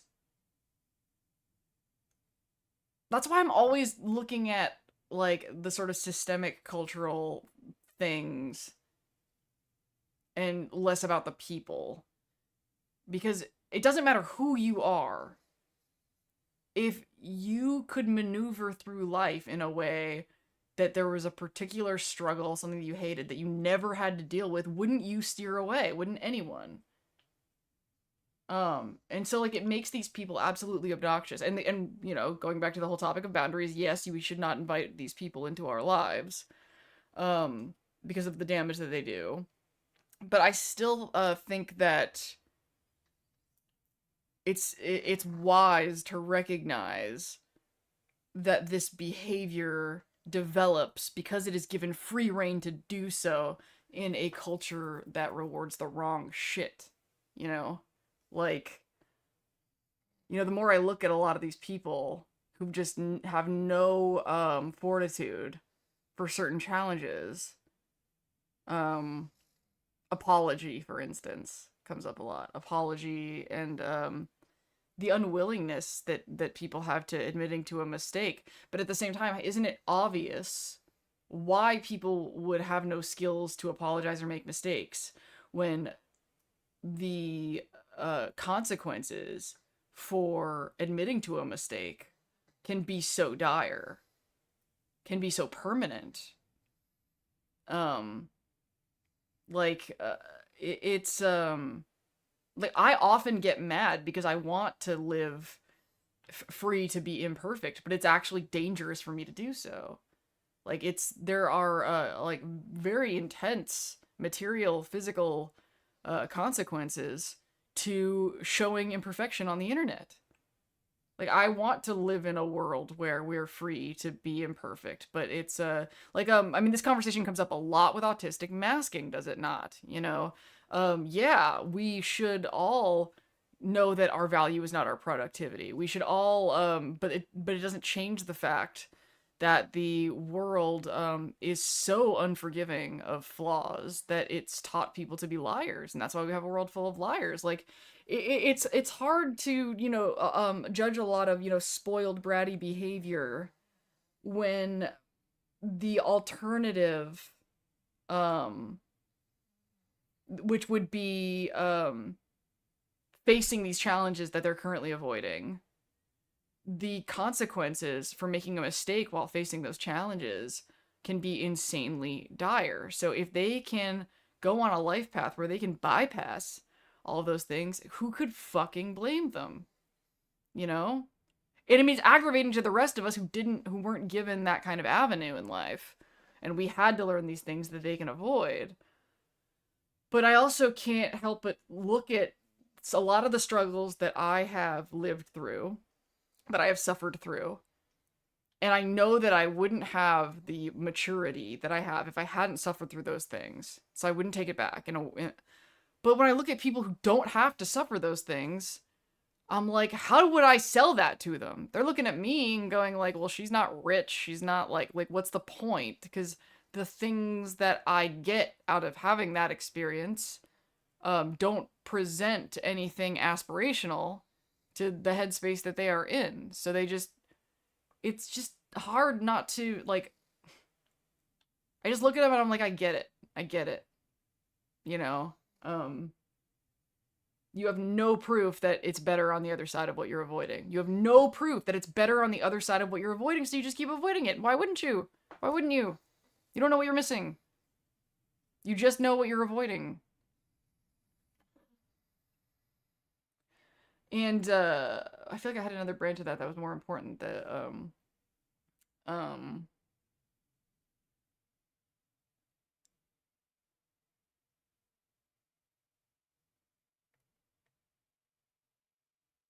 What is,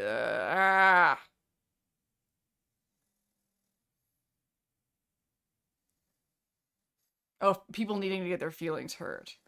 Um, I would like, I think that the important framing is that people need to see themselves overcome challenges. Because you don't know you can overcome something until you do. And so because these people have never overcome these challenges, they like resent and get reactive and shitty when somebody expects them to overcome that challenge. Because who do you think I am? I don't have to put up with that problem. I'm Chad Ski Top, you know.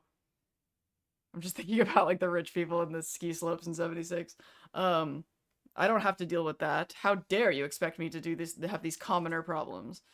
Because it's like a defense mechanism. They don't know that they can, and they can't, and they have no experience watching themselves lose at things. I mean, if you think about it, the stuff I was saying about the Kobayashi Maru and Kirk not believing in no-win scenarios, it is divergent thinking, but it's also spoiled privilege thinking, is it not? Thinking that, like, you know, there's always a way to win no matter what. Some of, like, like, if you have not had that amount of privilege, then you have had to face the Kobayashi Maru that you didn't cheat. That's a weird thing about being smart when you're a kid. Maybe the norm story will go this direction, is if you're so used to being able to fix and solve everything, then you never actually learn how to process not being able to fix and solve everything.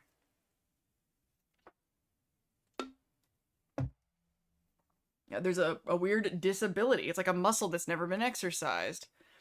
And I just think it's really important to not lose sight when looking at this issue that we're talking about a skill that they don't have, that it makes sense that they don't have. Like, I think that that is important to, because people all too often are like, they're making a choice. They're making a choice not to be more mature, not to be a team player. But looking at it that way is like saying that somebody with broken arms isn't lifting their fair share of the weight. Like, it's an impairment from chronic underuse, just like atrophy of a muscle, you know? I don't know how about fitness we have in the audience right now, but chances are, if you can't clench your whatever these chest muscles are, if you can't clench those, then like, or flex those, then it feels like it's not even possible to do so. Like, I've seen people flex muscles there. I know human beings have muscles there. I don't feel anything that could clench in that area of my body whatsoever. That like trips me out, seeing like muscle guys do that. But that's like what the body is like. If there's something that you've never used, then your body just sort of redirects your nervous system away from that unused area. What am I drinking? Soylent and Huel mixture.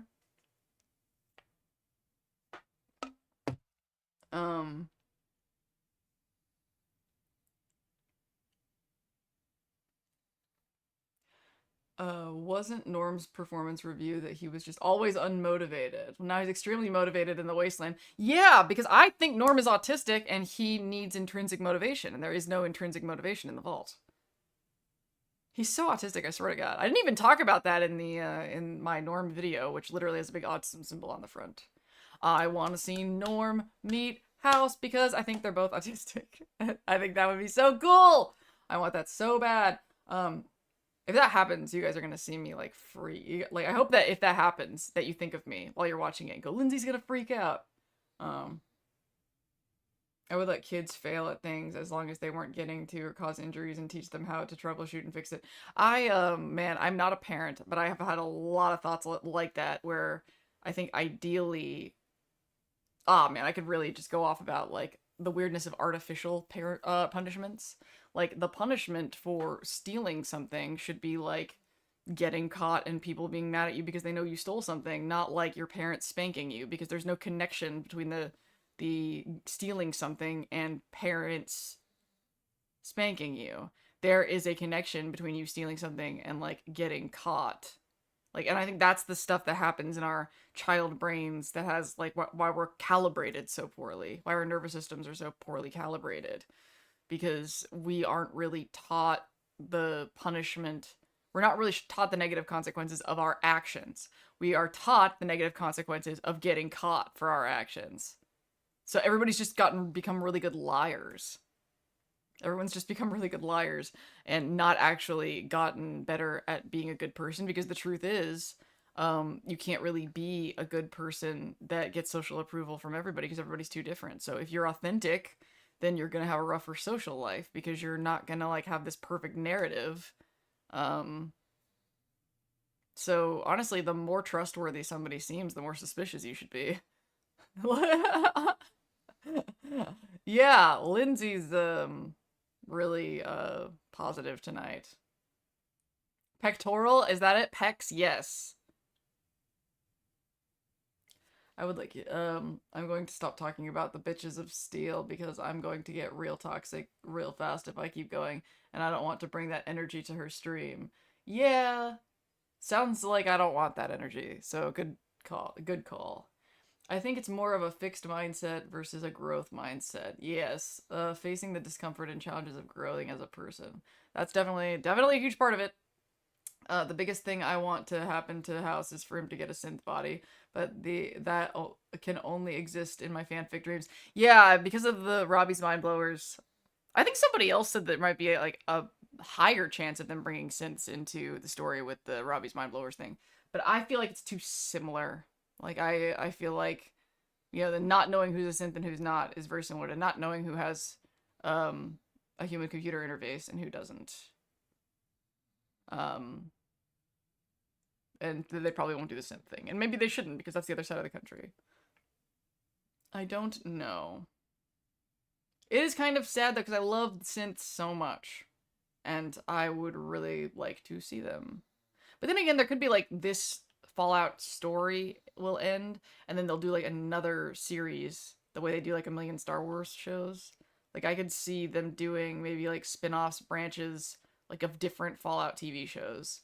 And in fact, I think they should, because they can, and maybe like branch off certain characters, maybe branch off certain things pre-war, like maybe there'll be a show that's just pre-war. They'll just what they'll have to do in future stories is just tone down the width, the how broad. Like this show is dealing with like Shady Sands, it's dealing with the Enclave, it's dealing with the Brotherhood. Like they're like all the major thematic beats. And I think if they're gonna do different shows, they need to zoom in on different details. Like maybe just the Nuka-Cola R&D team would be a fucking funny show. Just them. Just the Nuka, like kind of like Star Trek Lower Decks. Only like just the Nuka-Cola R&D team. I am so giddy just thinking about that. Who's with me?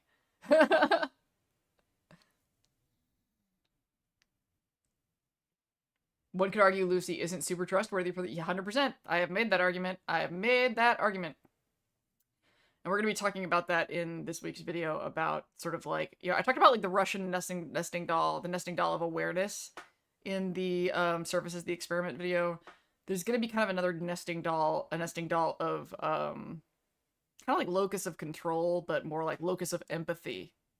Maybe I should look up if there's already a word for that. Does everybody know like locus of control, like what that means? Like what you have, basically what news stories are kind of like a waste of your time to listen to because there's no impact that you could possibly have on that whatsoever. I'm basically kind of making a similar argument to empathy for kind of a similar reason, where we need to not just judge who gets the empathy based on who needs it more, but also what resources we have to spare. Like if like we have just one stim pack, for instance, or also basically who's our people. And that's going to be the thing that that's going to be hard to talk about, is because a lot of the internet, for understandable reason, has made us a lot of us not wild about sort of tribal groupthink. Like, my people matter, your people don't matter. There are a million reasons why, especially in our modern world and the things that we're looking at, why that should make your skin crawl. However, we just have to. We have to know when it's us versus them. Like, within reason, you know. Like, and this is also kind of game theory, right? Like, if there is no long-term trust established with another group, then they have no reason to trust you. And if they have no reason to trust you, then it might not be wise to trust them, that kind of thing. But anyway, this is a really big, complicated stuff that I'm trying to break down as quickly as possible. And really, and also not just like to protect yourself, it's a bad idea, but literally it might be a bad idea for them. That's like kind of what I was talking about earlier, how sometimes it's not about like being heroic or being like selfish and choosing yourself because just for like chances of immediate personal gain. Literally, I'm kind of touching into none of your business. When Norm says that, and I bring this up in the script, when Norm says at the Vault Tech meeting, I don't think it's our job to help these people. When everybody's talking about making them read, Chaucer's or whatever, like, you know, literature to civilize the raiders.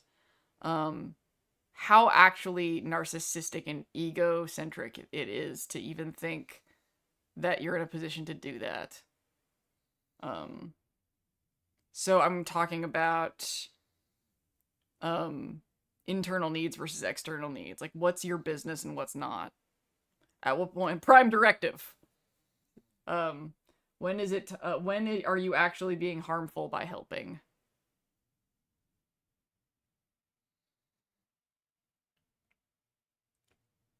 Because we have more control influence over things than we think, while the opposite is also true. The thing about that locus of control thing, and I have, you know, geeked out about this thoroughly, is we have more control than we think we do collectively. That's the thing. Is there's and that's why so many things about our culture are trying to keep us hyper individual thinking and to isolate us, because we're powerful once we're in a group.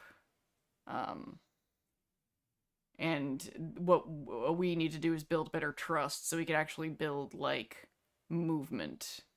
Like, planned, strategic movement. I think I, like, explained that well. I think at the end of the Ghoul Sea video is probably, I think, the best time where I, like, kind of explained, like...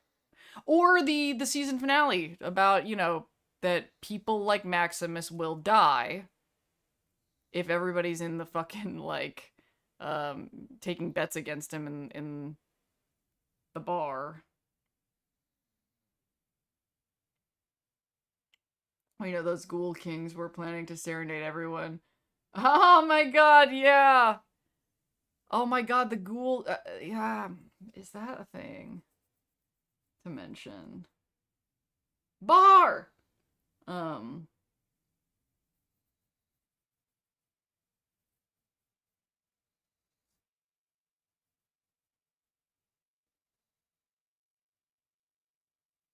We're never gonna find out how the ghoul... why the kings are ghouls. They're never gonna tell us, are they, those bastards?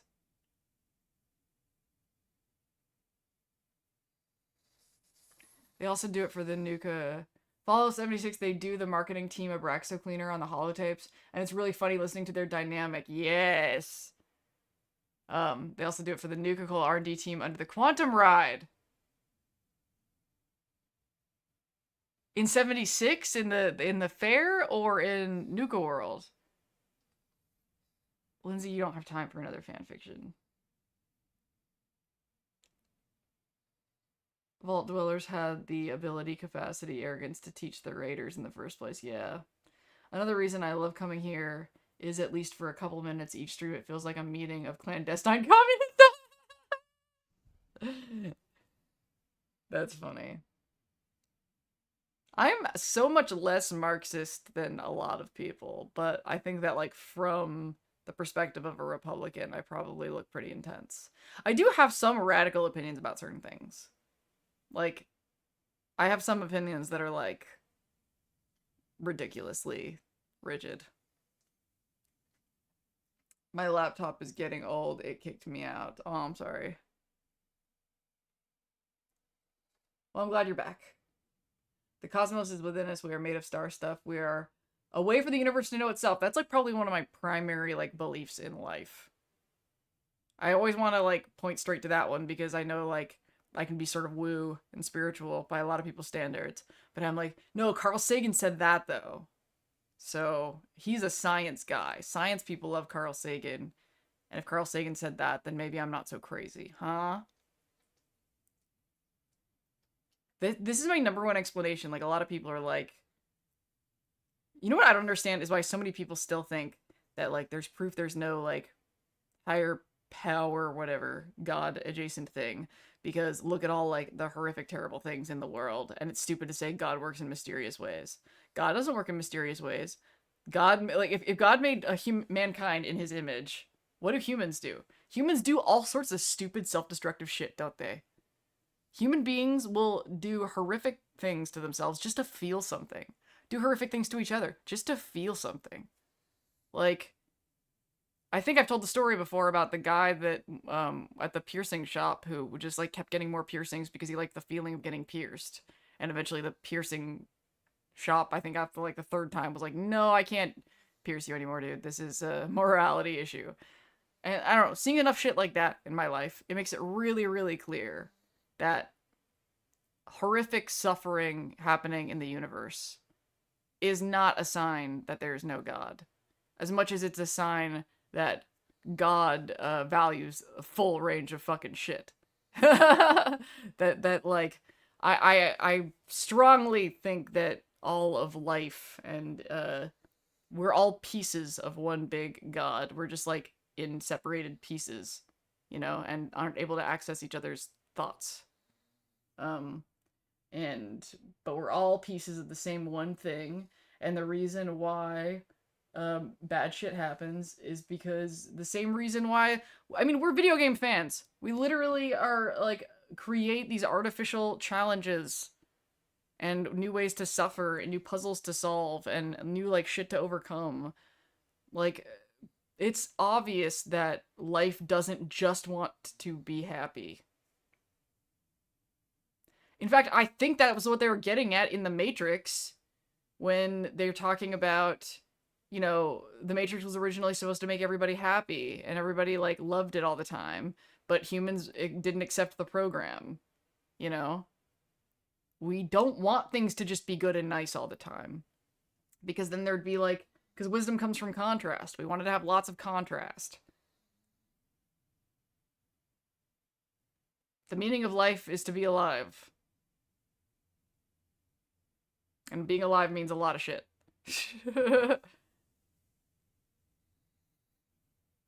Exactly. A life with no sadness isn't happy. It's boring. Boring. But we're supposed to have tension and release. Tension and release. Tension and release. And the reason why, like, we think we don't want, like, I think there was, like, somebody in the comments on something not that long ago who's kind of worried that I was leaning in sort of a gamer bro direction, talking about how, like, people want challenges, and they're like, well, and obviously I'm not, like, one of the get good people. I normally lean the other kind of direction with, you know, play how you want, etc., etc. But I think this person was so used to that sort of get good mentality that when I said the challenges are good, felt a little, like, you know, invalidated or semi-triggered or whatever. But then, like, I clarified that the contrast and challenge is going to be different for person to person. And I think that a lot of us have been over-challenged in certain regards and under-challenged in others, you know? it really depends on the context of the person. Like earlier we were talking about privileged people, right? People who didn't have enough challenges in a certain area that they're basically helpless. They're privilege disabled because high self-worth, low self-efficacy. They believe they are worthy of good things, but not that in their own capacity or capability to achieve good things or create good things or to have good relationships because they've never had to exercise certain muscles before. They've never had to exercise those, so those muscles are very weak. And in those cases, those are people that would benefit from exercising those muscles. However, there are other people on the other side of the spectrum that the reason that they can't lift certain weights isn't because those muscles are underdeveloped. It's because those muscles are burned the fuck out. Basically, people trying to lift weights with broken arms. Like, those are not people, like, it depends on the history of the person. It depends on the history of the person if they need to strengthen those muscles or if they need to give those muscles a rest. And this culture makes it very, very, very unclear. Like, I thought that I was spoiled for so long, and I worked out all of these muscles only to realize that I was neurodivergent and burned out. Like, that basically the reason I was acting selfishly wasn't because I never learned to stop being selfish. It's because all of my energy was getting sucked by, abusive presences. So I had nothing left over for like healthy socialization. So I just looked like I didn't give a shit about people when my ability to give a shit about other people had burned out from overuse. Like, I had identity disturbance because I had no fuel left over to just make myself happy. And so I would constantly seem like I was spiky and defending myself. And like I was pushing myself too much into other people. But I was just fiercely defending what was left of me. You know? Like, my mom was calling me, like, me, when from my perspective, I was just trying to exist at all. I was just trying to not dissolve. Because all of my entire nervous system and everything that I was written to make everybody happy but myself. You know? Like, a lot of these things that sound selfish and spoiled are survival mechanisms. Are fight or flight survival mechanisms. And it's really, really, really, really sad how long I believed that I wasn't working hard enough, when in reality I was working far beyond what my body could handle. It's really heartbreaking. Like, when you look back and I like think of myself as like a child that I was responsible for, that I let down, I couldn't lift everything I was expected to lift, and I'm still struggling with it to this day.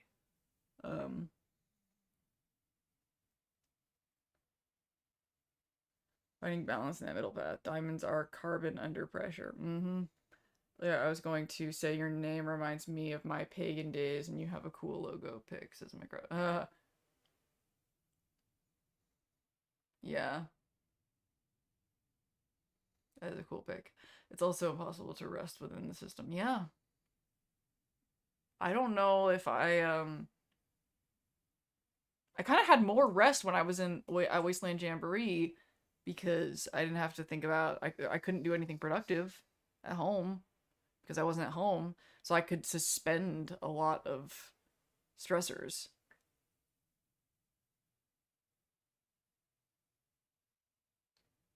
Too much tension, take two. Robin Williams had a swing of Weird Al. The Lonely Island is a big, can always make me laugh. Inner child work is rough. Oh my god, this file has been uploading for 5 hours and only at 20%. Oh no, don't you hate that? Okay, what time is it right now? It is 8:18. Cake the Bandit is here. What's up? I was just talking about Wasteland Jamboree just a second ago, even though I think I'm going to stay for maybe like, I need to come up with like a closing ritual.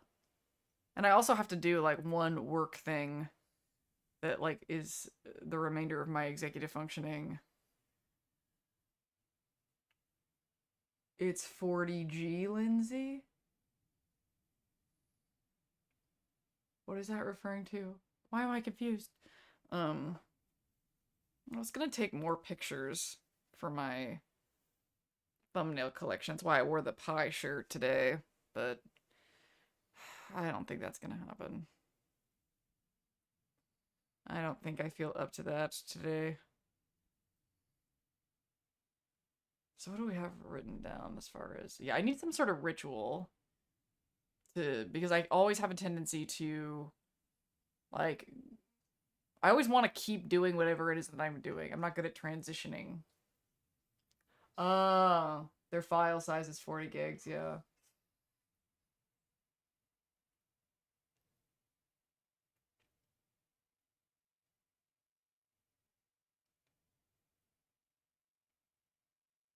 Yeah, my housemate who pays for the internet bill is like barely ever here, and I use the internet way more than he does. But like he pays the whole bill because it's like so important to him to have like the fastest possible internet for like when he is here. But I still feel like I'm sort of cheating at life, absorbing this internet that is probably beyond what I'd be able to afford.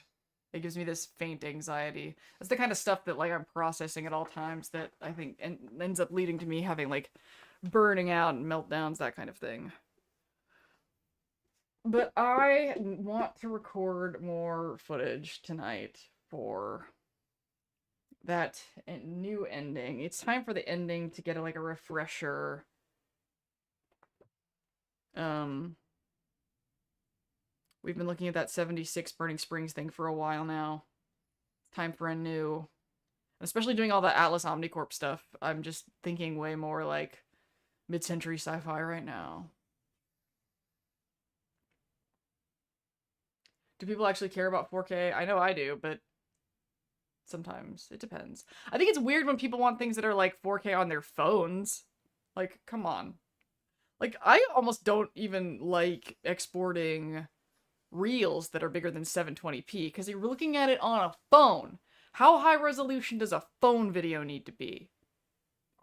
I mean, we're looking at video that is like big screen resolution on a screen this small. There's something...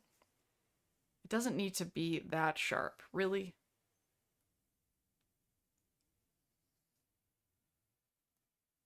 But for the Fallout episodes, it is nice to have the 4K versions for thumbnails and for all sorts of reasons. Yeah, 1080p, but any higher than that I think is like too much.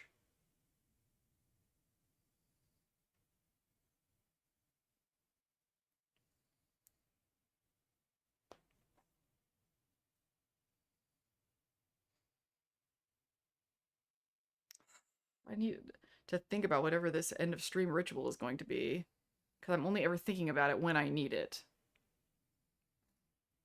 And then I have nothing prepared. Today was a good day in the sense that even though I got really tired, I did a lot of shit today that I would normally forget to do. I did a lot of shit today that I would normally, like, it'd be like the kind of thing that you would procrastinate for all eternity. Like, the screen in my door was, like, old and beat up and probably needed to be replaced a long time ago. And I actually bought a new screen and replaced it, which is incredible. I actually did that. And also, because the weather's getting warmer, I needed to basically check the window air conditioner unit and make sure, like, the tape around the window is sealed to the best of my ability, which isn't great, but, that whole thing probably needs to be, like, touched up, like, professionally or something. It's one of those times where I'm, like, a really bad lesbian. I'm not a lesbian. But anyway, the point is, this is the kind of stuff that I would normally just procrastinate forever. I did a lot of stuff today that I would normally procrastinate forever, that are no longer being procrastinated, and I feel good about that. C27 Pen 76! Also, your name sticks out to me because my actual last name is, well, my given last name is Penn, so I see that and I'm like, oh, is that my family? Oh yeah, it's you. Never mind. I'm like, oh, of course you caught a live stream and Kate just showed up too, and I'm actually, like, in the process of, like, mentally preparing myself for leaving. because I am really tired today. Because I had a little bit of a crash earlier this week. Yep, it is AC season. But we did some fun, some nice brainstorming about this week's episode. And we will talk about the AI thing eventually. Maybe we'll talk about it next stream. Maybe I'll be more prepared for that. The comparing and contrasting of... I'm just gonna change that one song out at the end. And I have my little, you know, my little rules of the music that I use and why. And eventually, I will figure out how to produce. Because I'm really picky. That's the thing that's so funny. Is, it's not like... I'm not, satisfied with... I want to do more stuff with music. I want to have more control. There's stuff going on in my head. There's things that I care about when it comes to music. And so I want to make things more aligned. Because just a lot of the Fallout game music just doesn't do what I need it to do.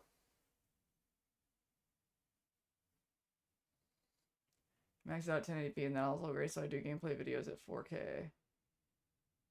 Raise the hand. Oh, holy hand grenade. And the Lord spake, saying, First thou shalt not take out the holy pin. Tension and release. Yep. It's, yeah, it's the dualities, it's the gaps between the two that create meaning and measurable shit. It's just like conceptualizations of things that make it easier to make sense out of reality, predict, control, take responsibility. Oh my god, I've barely had any of this.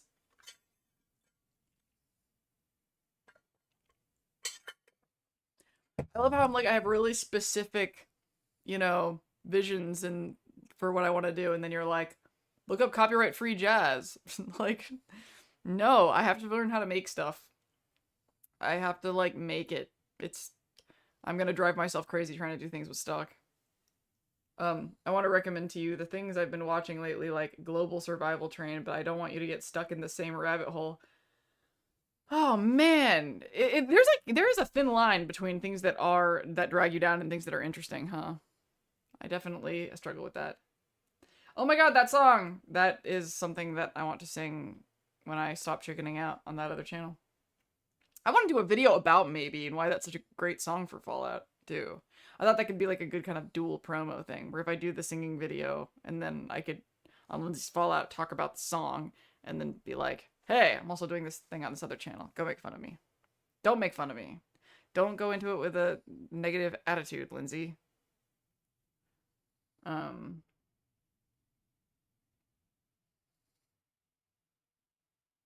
like chipping away at it one little bit at a time. One little bit at a time. Okay. So, thank you everybody for your contributions to the topic. I will keep furiously writing down these notes, and then when Wednesday comes, whatever it is what it will become.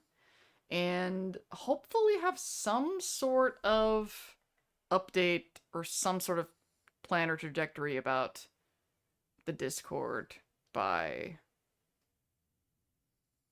Saturday. Maybe I'll like go crazy and start it. I don't know. What I will do is not have a decision right now, and I will tell you what we're doing on Saturday, because this keeps coming and maybe it won't be that big a deal and I can just do it, and then if it becomes a disaster, it becomes overwhelming, then I'll shut it down. But I'm sick of these conversations that are like, oh, this would be a great thing to be like, oh, post that on the Discord, or say this in the Discord, or continue this conversation in the Discord. That Discord has to exist. That Discord has to exist. And yeah, so we'll figure it out.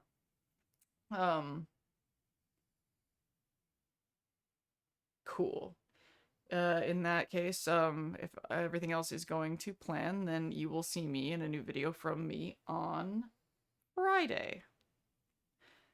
And tomorrow is Sunday, so like basically 6 days from now in the morning, if things are going to plan. This is gonna be great. This is gonna be great. It's gonna be a great video. I know what I'm doing. I know what I'm doing. I totally know what I'm doing. I know, Cake. I know. I know. There's so many. But it's gotta happen. So, I think that having the Discord might actually offload more stress than add more. I think that it might be a good place to kind of track certain things. Okay, I'm gonna go. This was fun. You guys are great. And thank you for bearing witness to a little bit of a stressful time for me. And if I chicken out, then maybe I'll mute or hide this chat later. This is awesome. We're gonna do cool things in the future. And have a fantastic night, everybody. You rock. Thank you and good night. End transmission.